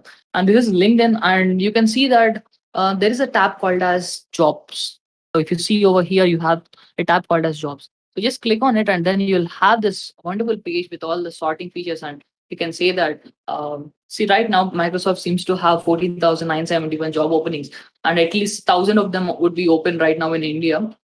And at least few tens are open for entry level jobs. So you just have to go ahead and search through it and just click on it, and you can apply it with your LinkedIn profile. And if you have a very good LinkedIn profile, that also adds as a good point. And the second common way is that going to a careers page of that particular company. So you can just make up a list of companies that you want to apply to or you're targeting. And then you just go to one by one on their careers page. And this is just for Microsoft careers page. You can search for software engineer, and you have a lot of filters. Just go ahead and select your preferences, and you get job offers, like basically job IDs, and send these job IDs to the people who are working at that company and ask for referral, showing that, send your resume as well, say that, hey, these are my skills and I think these are matching to this job ID. Can you please refer to me? And I'm sure that a lot of employees are happy to refer, because it also tells something good, and even they have some monetary benefit, because they are if their referral gets hired. So this is two ways. And just for women in engineering in specific, these are few things that you have to look out for, which is which is a program by Microsoft for just for women in technology. And so this is a platform. You can go ahead, and I'll share this slides with the organizer, and you can they have hyperlinks over here. You just go ahead and see and how you can be a part of this CODES program, and which might eventually end up in hiring as well. And this is the scholarship by Google. Recently they have been tie up with Talent Sprint, and they're going to give around 600 people, I guess. Yeah, 600 people a scholarship of 1 lakh rupees worth. And we never know, because these companies do this just for the sake, to test how many people are worthy of of a job maybe. So I'm not sure if these people hire through this program, but then that's a very good start. And if your resume says that you are a recipient of this scholarship, there are high chances that you will get qualified, or your resume gets shortlisted at Google. So these are just a few of how many opportunities women in technology are in general. And there are a lot more, and this is a list which I found online. You can just go through this site, and there you have a lot of opportunities that are just for women. And since this is women, that's what I want to say. And I have one friend in Cisco who has recently got placed, like not recently, like along with the 2020 batch. She got placed because there was some hackathon conducted by Cisco just for the women, and who have very good CGPA, I believe. And that's how they have conducted a hackathon, and then they shortlisted, they had interviews, and she was offered a job or internship at least at that company. So that's one way of many ways that companies hire people nowadays, because they want to see your potential before hiring. Yeah, this is the common slide that I want to put. Just keep safe. The situation outside is too bad. That's the reason your college is also making this all online. It would have been much fun if it's an offline session, but then yeah, just be safe. And all the best for your opportunities. And now I'm open for questions.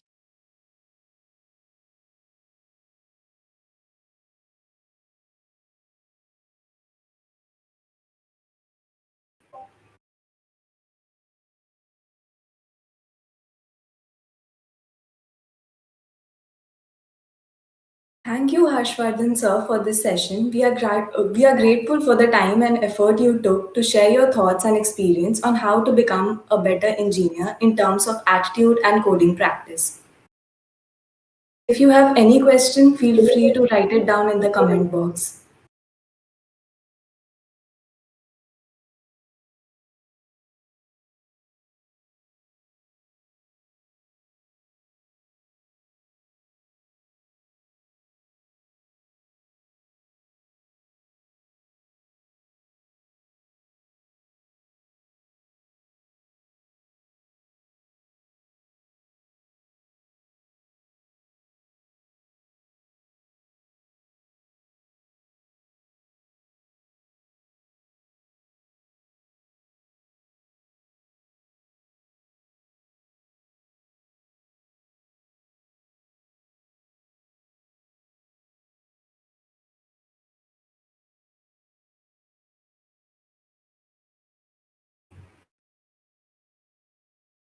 So we have one question. Yes. Sir, someone is asking, does subject matter in getting software jobs? What subject? Is there any specific? No, I think it's general, any subject. Okay, subject level knowledge, I guess that's what they mean, because there are, since I've told you in one of my points what I would say to my younger self, obviously a little bit of operating systems knowledge, a little bit of the threading and all such concepts which you would not generally come across in your programming skills. Even those things matter. Say for example, in my resume I had another interest in the interest section. I mentioned image processing. What the interviewers have done is they have clubbed image processing along with the programming, and they gave a question where you have to apply both the concepts. So such subjects are very important, and that's why I asked you to use your best judgment and also seek advice on if particular subject is important or not. And in general, a ballmark would be anything which is related remotely to programming, and also the oops concepts, and or be it the operating systems, what else, compiler design. So those kind of questions are generally asked to test. They won't go very deep into it unless you have put it as your areas of interest or areas of expertise. Otherwise, they would expect you to know the basics of them, because after all, you are a computer science, or you're an engineer right now. So they're hiring an engineer, so they will expect you to know the basics of it. Unless you have put it in your areas of interest, the interviewer might not dig deep into it. So to know the higher level at least you is very important. That's what I would say. So we have more questions.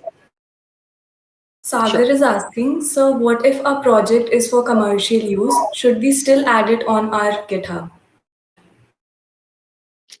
Yeah, so there are licenses to, you have to get license so that other people cannot just forge your projects. But unless you want to open it for open source, there are a lot of softwares which are right now open source and are still commercialized, I believe. If I'm not wrong. Yeah. So generally you don't put it, you will just have it like a closely sourced if you are going to put an enterprise applications. And so generally you would not put it to public, but you will just but what I'm saying is this profile page on the main landing page, that will have stats about what are your works upon. They don't need to see your code. And if you don't want to share for anything for that matter, because in my resume I had a project in that research lab which I was working, and obviously I can't reveal and the entire whatever I have done in that project to the interviewer. So what I would say is I would just give him a just an approximate idea of what we are trying to do, and I would not reveal anything specific. And also the interviewers generally understand there's some confidentiality behind it, so they also won't ask deeper into it. They just want to understand how you have encountered the what are the challenges you face during this projects, and that they want to assess how good you are at problem solving through those projects. So if you want to commercialize that in future, then definitely don't put it on a public cloud. Don't put it as a public repository, but you can just share it with the interviewer saying that, hey, this is something that I was working upon, and I'm expecting it to be commercialized as well. So the interviewer will understand that. So next question is, are mechanical engineers who are enthusiasts in coding can also get enrolled in Microsoft? Definitely. I have a few of my other, not specific to mechanical. I think they are from EC and they have been selected for the internship from my college to Microsoft this year.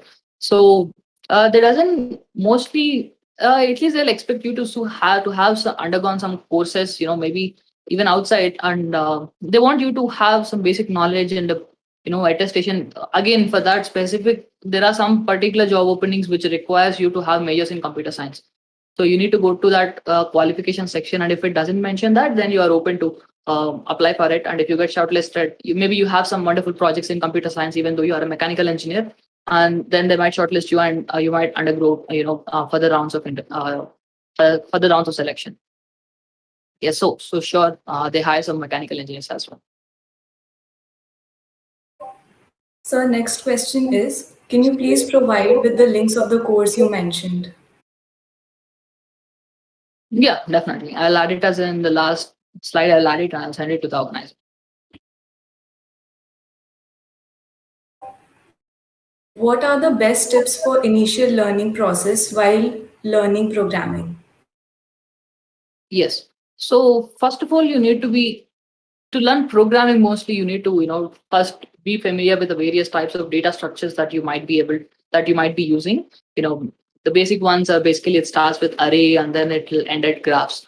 So arrays, linked list, double linked list, queues, and then it comes trees and then graphs. So these are some basic data structures that you need to start with and understand how those things are implemented.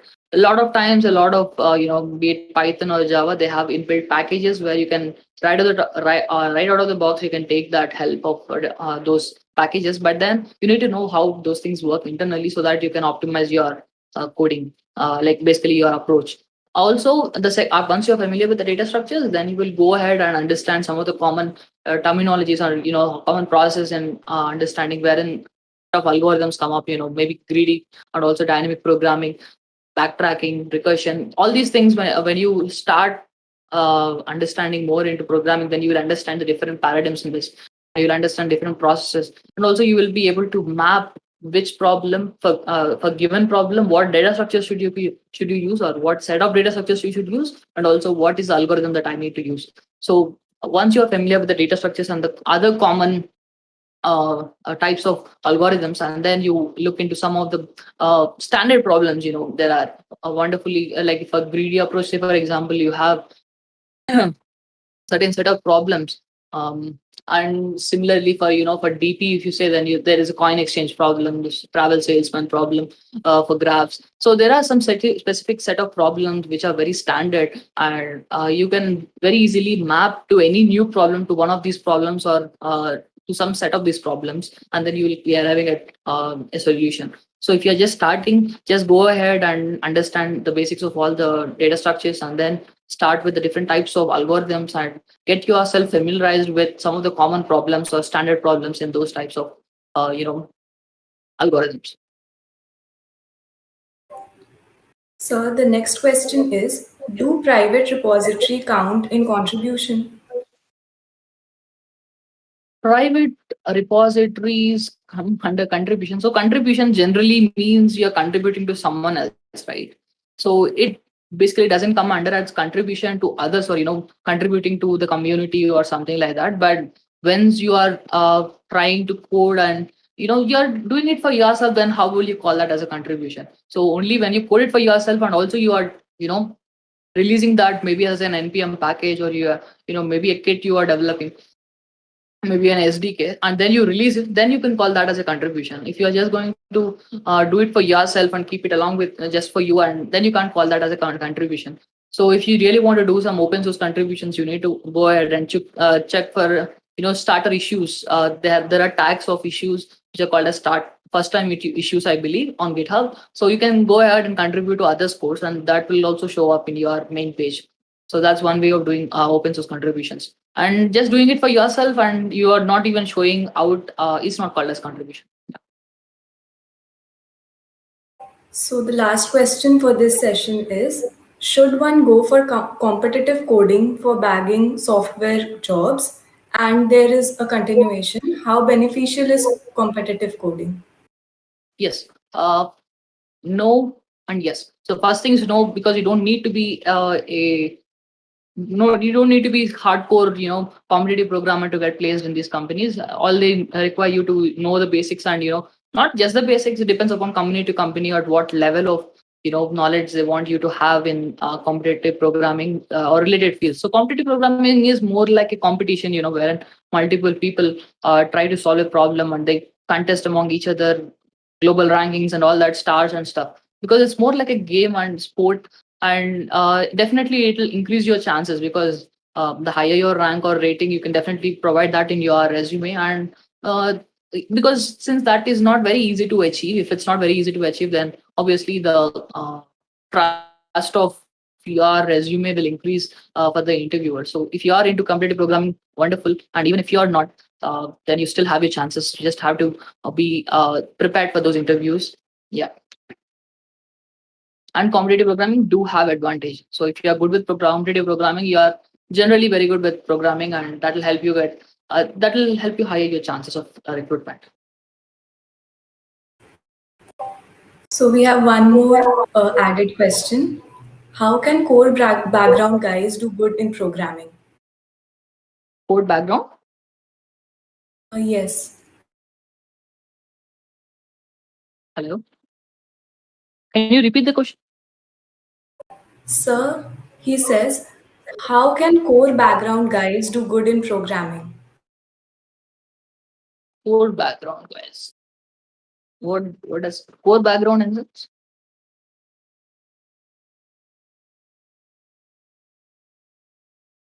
Yeah, coding background guys, it will come natural to you, right? I don't see any issue with that. But then if you are meaning that you are just comfortable with coding and you don't have much expertise in product development or the other stuff, so what I would recommend in that scenario, if that is what the question asks, then start with your programming and be continuous. It's not something where you reach at a point and say that, hey, I'm going to stop competitive programming or something like that, right? So continue with that. Along with that, you also need to understand what are the trending frameworks, and more than frameworks, what are the features used or what are the technologies used behind it, and be comfortable with coding for development as well, because a lot of jobs you will end up doing web program development, unless it's something like data science or data analyst roles or other in that field, data science field. Otherwise you will generally end up in a role where you need to do a full stack development, and there your coding skills might not be super important, but then definitely they'll help you in some cases to optimize your approaches to make your page load faster.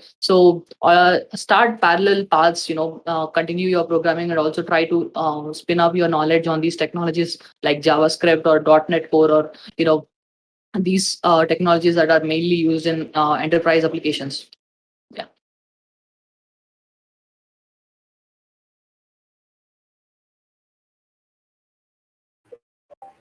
I think all your queries were answered. Wonderful. Thanks a lot, sir, for your session. Yes.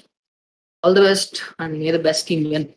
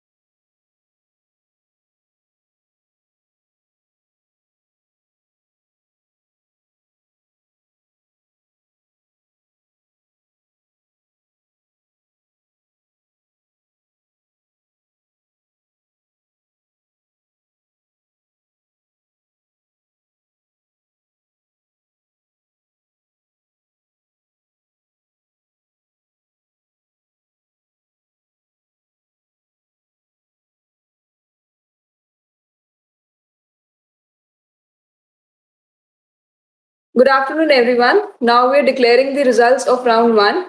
After a lot of scrutiny and discussion, we have selected top 116 teams from the 497 teams which we had in the starting. I would like to mention that we had disqualified 26 teams because they had not followed the submission criteria, which was clearly mentioned at the portal and the Discord server. We have been giving you repeated instructions about the same, but they have not followed the instructions. So, yeah, they have been disqualified. So, the selected teams to please keep in mind that you guys strictly follow the instructions which are given for the following rounds. Also, the mentoring session for round two has been scheduled at 3 p.m. So, do join the session, listen to the mentor carefully, and follow the rules and regulations. We have also mailed you your results, so you can check there as well. Thank you.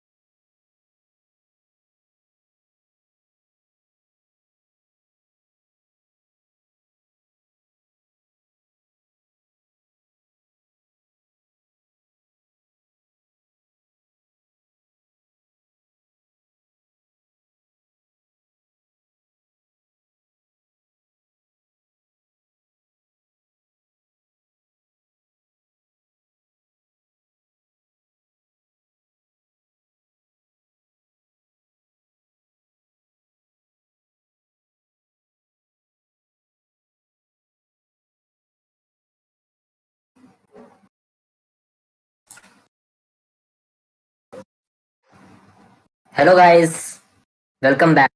First of all, congratulations to all who've been selected for the second. Now we are starting with the second mentoring session. We have Harshita with us. Harshita is a graduating CS major who aims to contribute to the development of privacy-preserving machine learning architectures modeled on sparse and edge resources.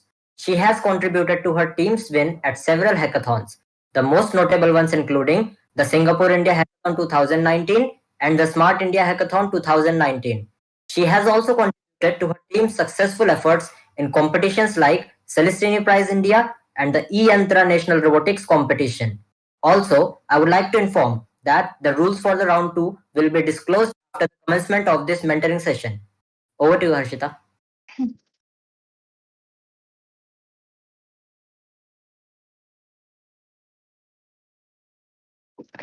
Hi, everyone. Thank you all for logging in, and I hope everyone, all of you, are safe and healthy from wherever you are logging in from. Thank you for the introduction, and thank you for having me, Y. And so this particular session, mentorship session, is to sort of familiarize you with what are going to be the basic features of the presentation that you generate as a precursor to the pitch that you're going to be giving at the end of your hackathon or during your hackathon. So this is going to be I'm given the information that Y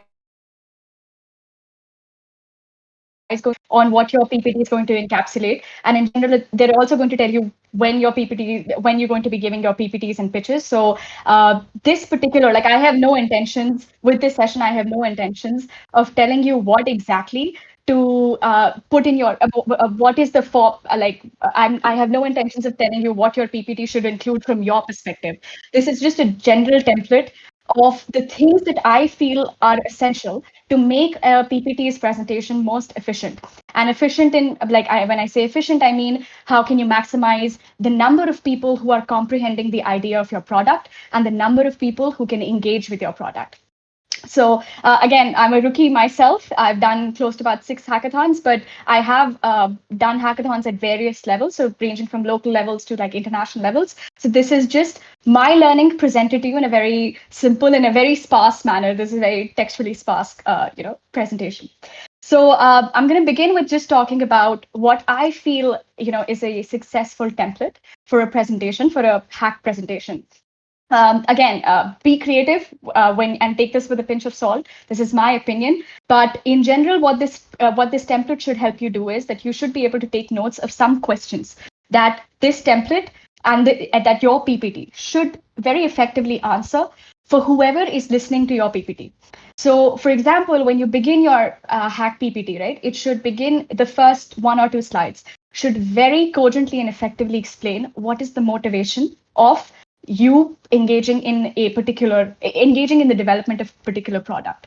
So what problem exactly are you targeting, and why is it that problem is relevant?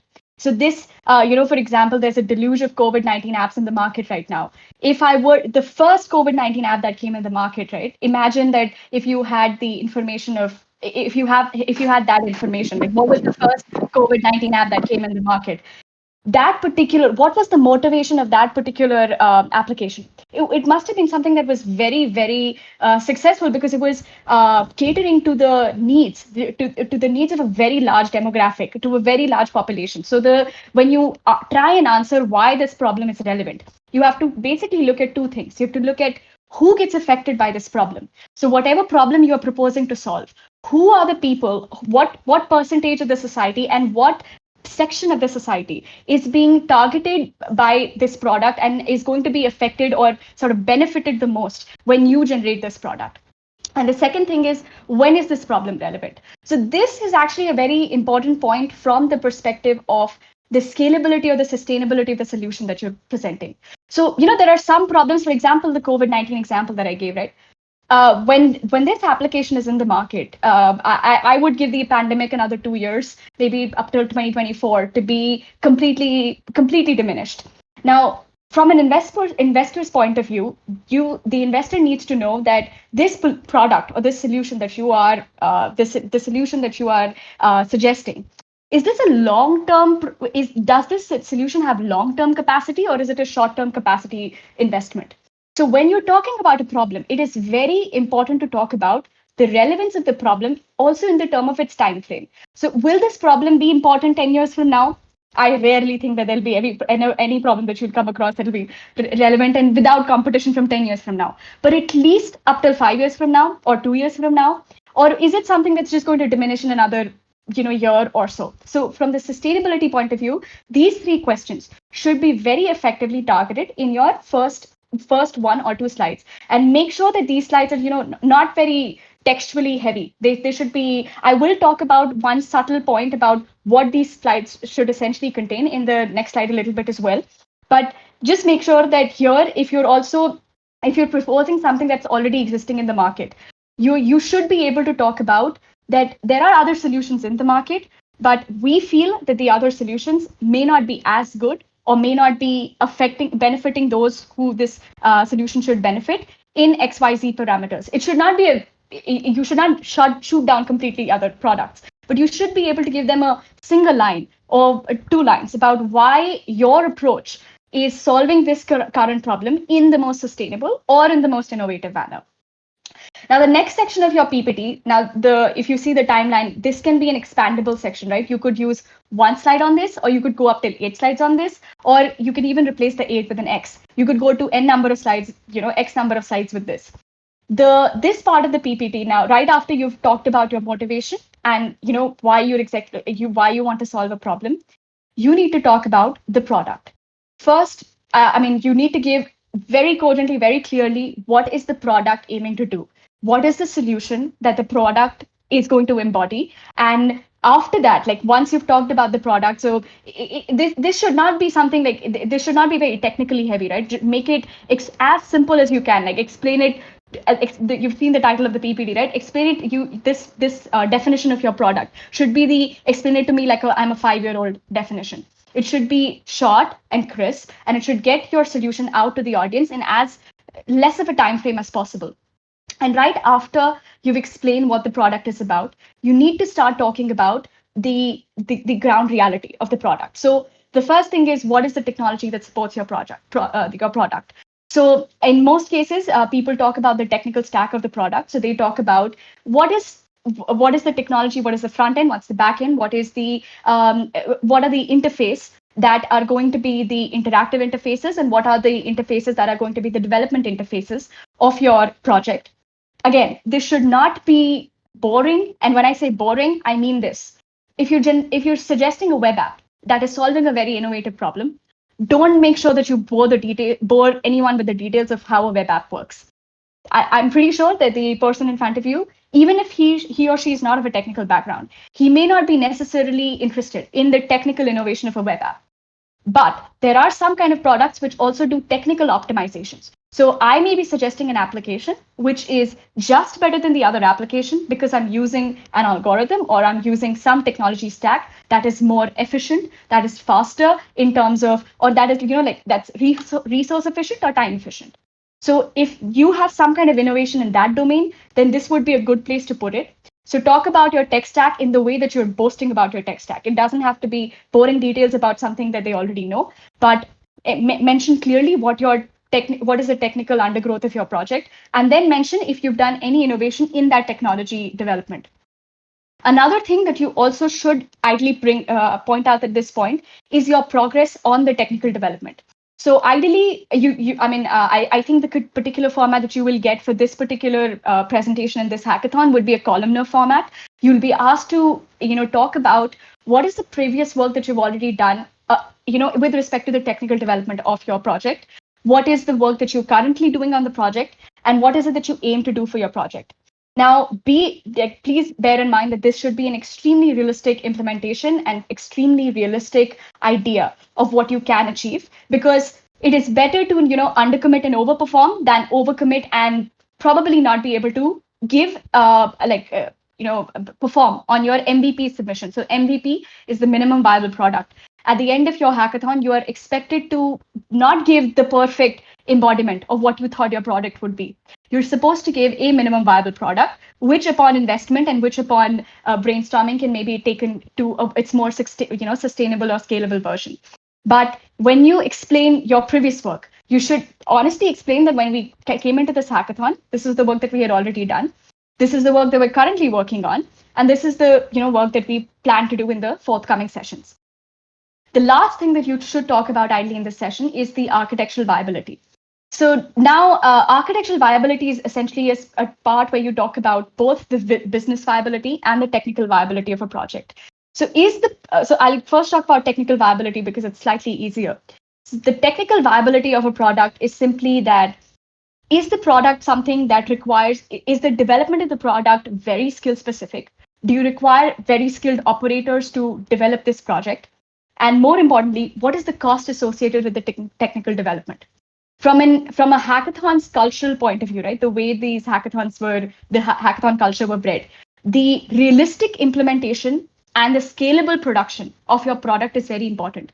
So for the scalable production, you need to be able to give them very, confidently that, what, if we give you the MVP today, you can take this into production level in this much amount of time, just because we know the cost of production, and we know that this making my product will take x resources, and if we can multiply these resources with your help, we'll be able to make this production level. And I'm going to have to talk about a little bit, right, this technical viability. I really suggest that you do not miss this, because from a emotional point of view, this technical viability associates with your emotion as an inventor, and it shows that you have the ambition to take your minimum viable product to greater heights. Like you don't want to leave the investor with, not the investor or the judging panel with this idea that you haven't thought this through. You want to be able to tell them that, today, if I win this hackathon and with this MVP, I have the ambition and the game plan to take this to a newer height, and the technical viability of the product there is extremely important. The second part, of course, is the business viability. Now, obviously, because we're referring to an ecosystem where there's a market, there should be a market for your product.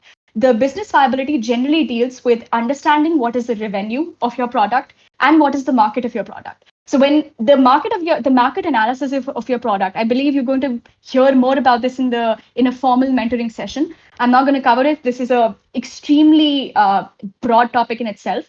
But in general, right, your market analysis should draw from your first slide. It should say, who are the people who are being benefited the most? What is the customer segment of your product?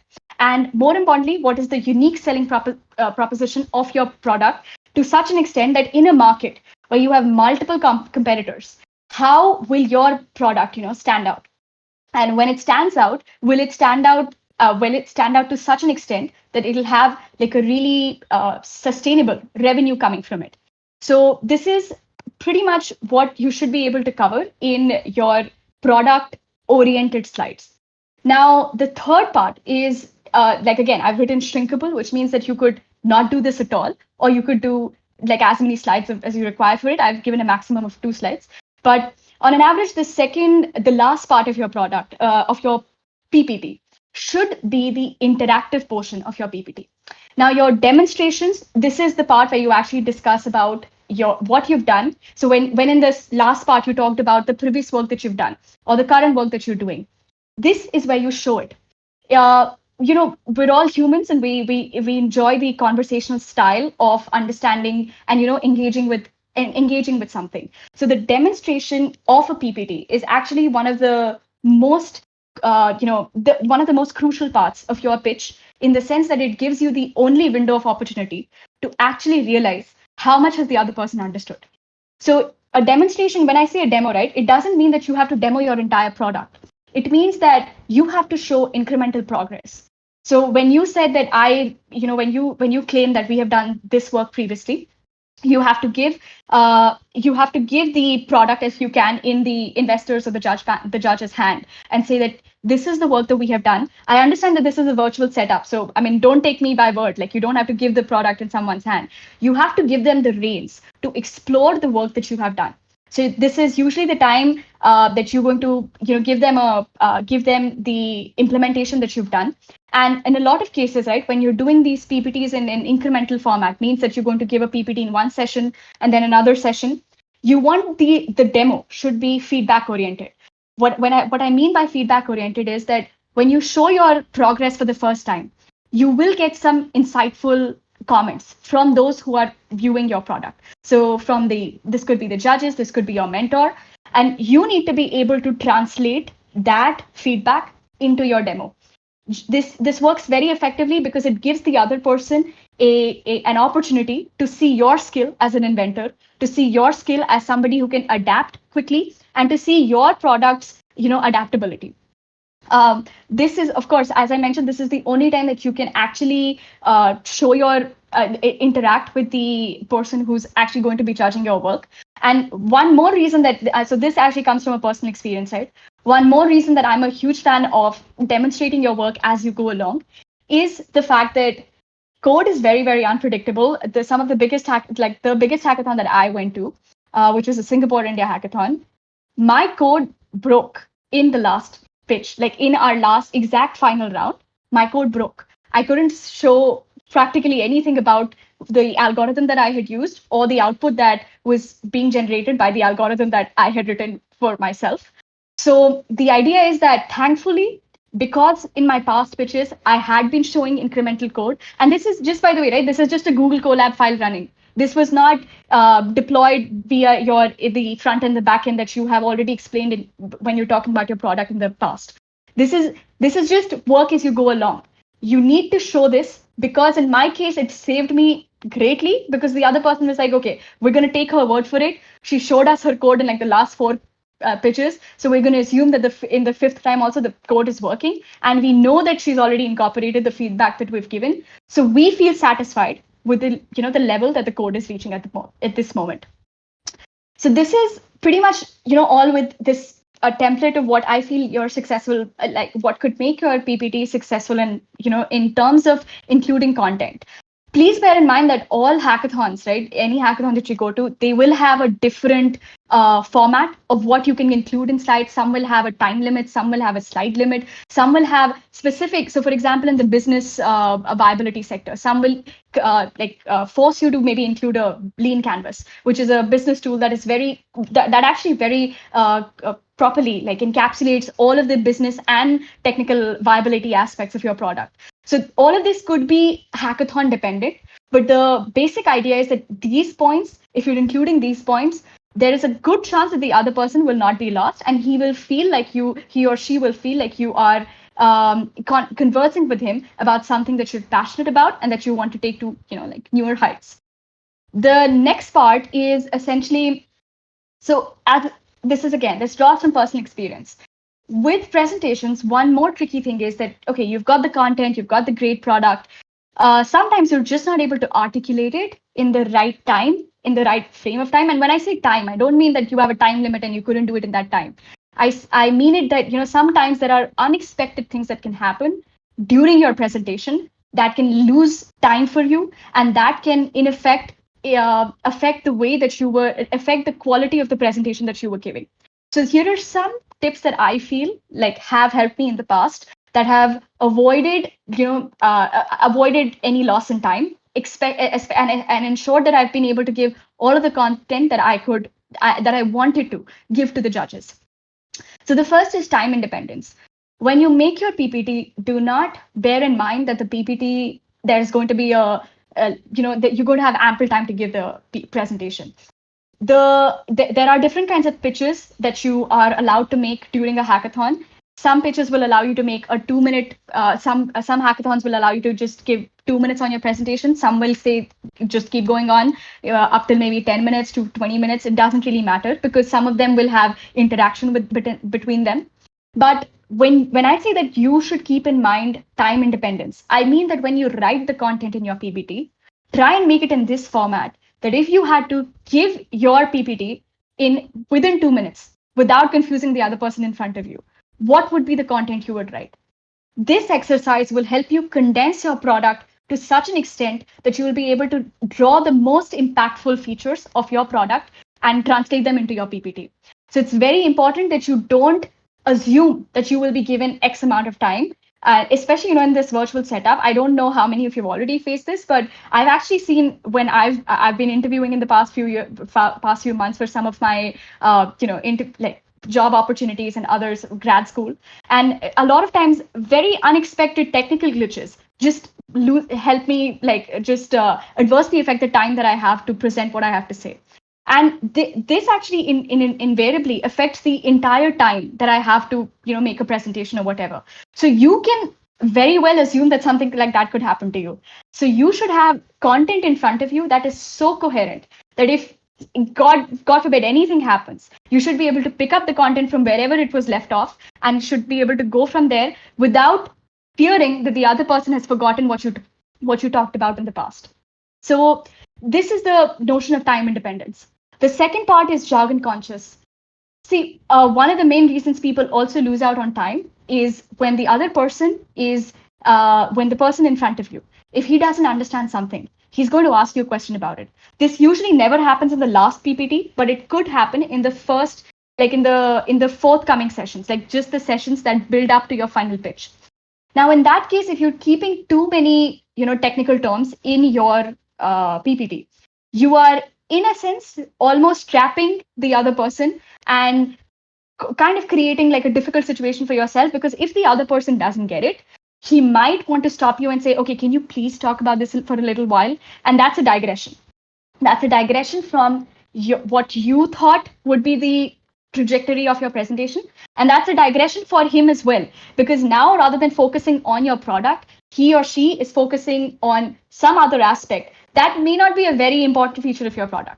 So you can talk about the tech. You can talk about very well about the tech in the second part of the product orientation, but don't drone about it. Don't give them too many words to think about and drown them with the technology rather than drowning them with a passion for the actual product. So its motivation and what it's solving.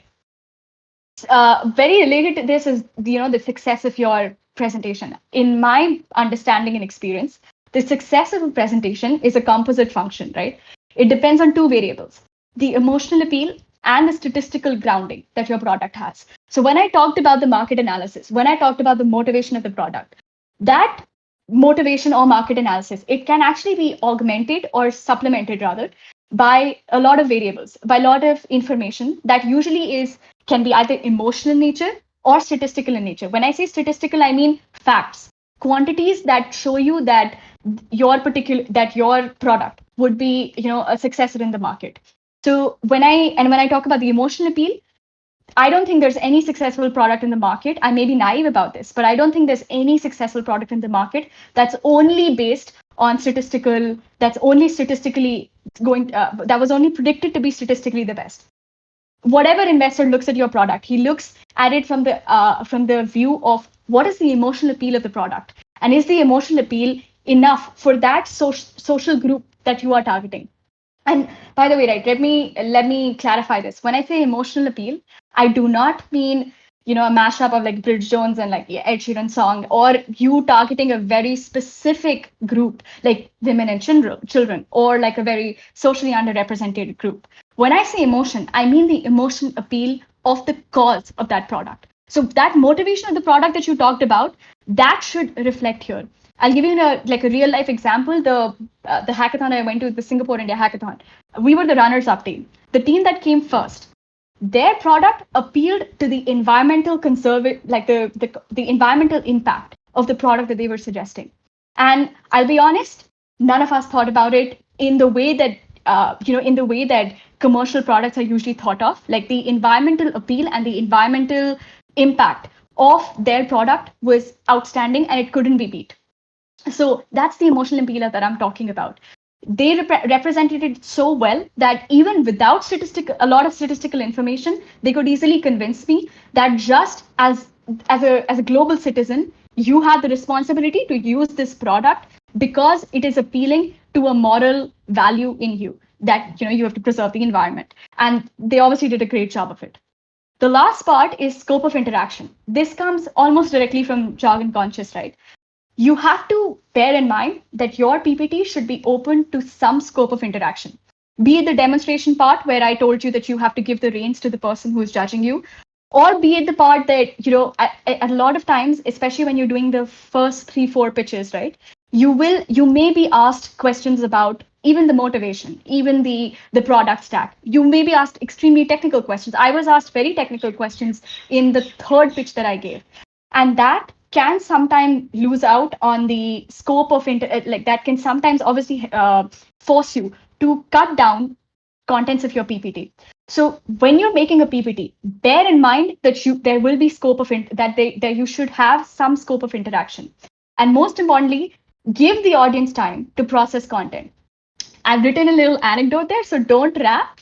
I could easily be employed in a rap band because I tend to speak very very fast, and it represented itself in a lot of hackathons that I've done.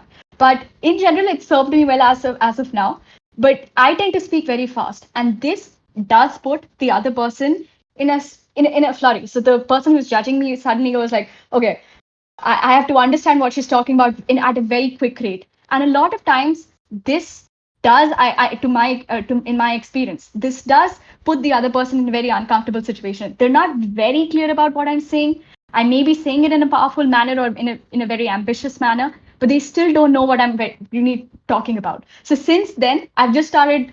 So for example, one way that I've countered this to some extent is avoiding writing a lot of content on my PPT, so that I don't make my PPT very long because I know that somebody is going to ask for a clarification. I've also used a very smart infographic here. So don't parrot out your content.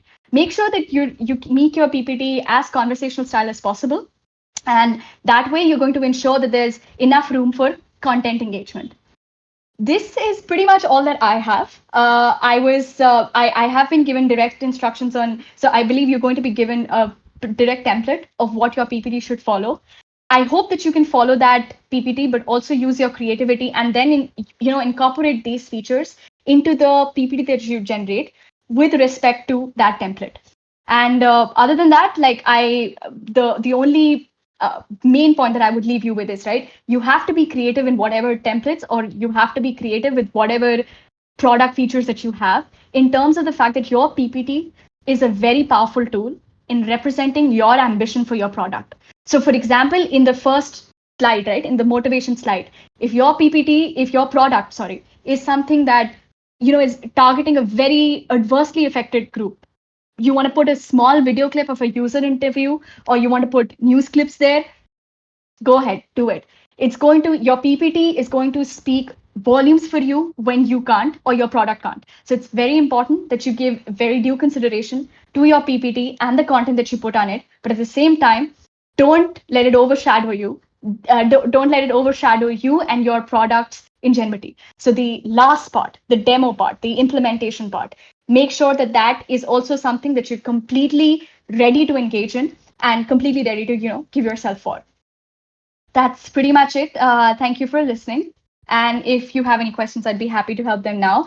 I believe there was one question that was asked about if you guys have to show your prototype at this point. So the word prototype is actually used with incremental progress. So I also confirmed this with the organizers. So yes, you're expected to show the implementation that you've done as of now. You're not necessarily expected to show a prototype. I mean, in most of the hackathons that I've gone, people are rarely ever able to make or show the MVP that they thought of. But you should be able to show your incremental implementation to the judge as best as you can. Yeah, that's it.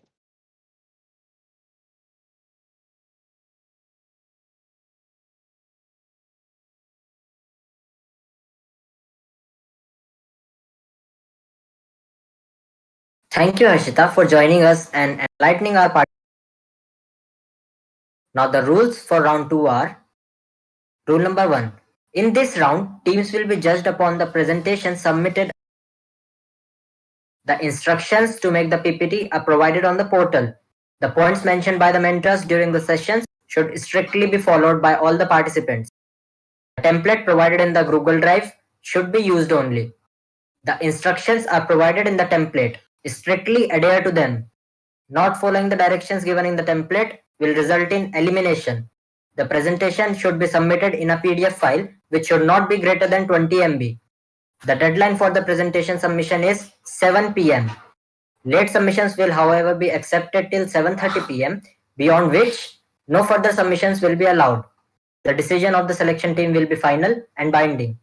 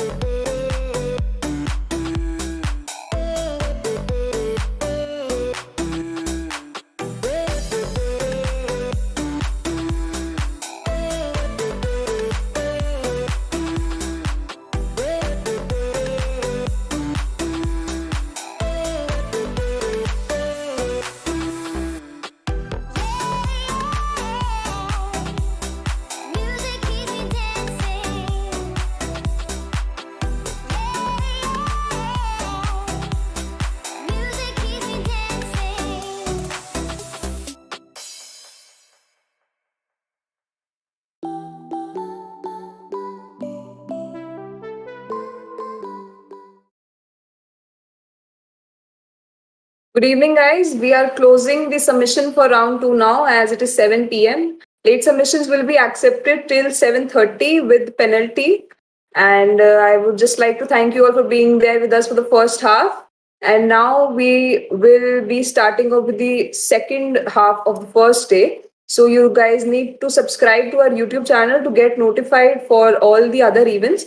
Our star event, panel discussion, which will start at 9 p.m. So yes, do join us there, and then we'll continue with the round 3. So stay tuned on the YouTube channel for more updates and ask your queries on the Discord server if any. Thank you.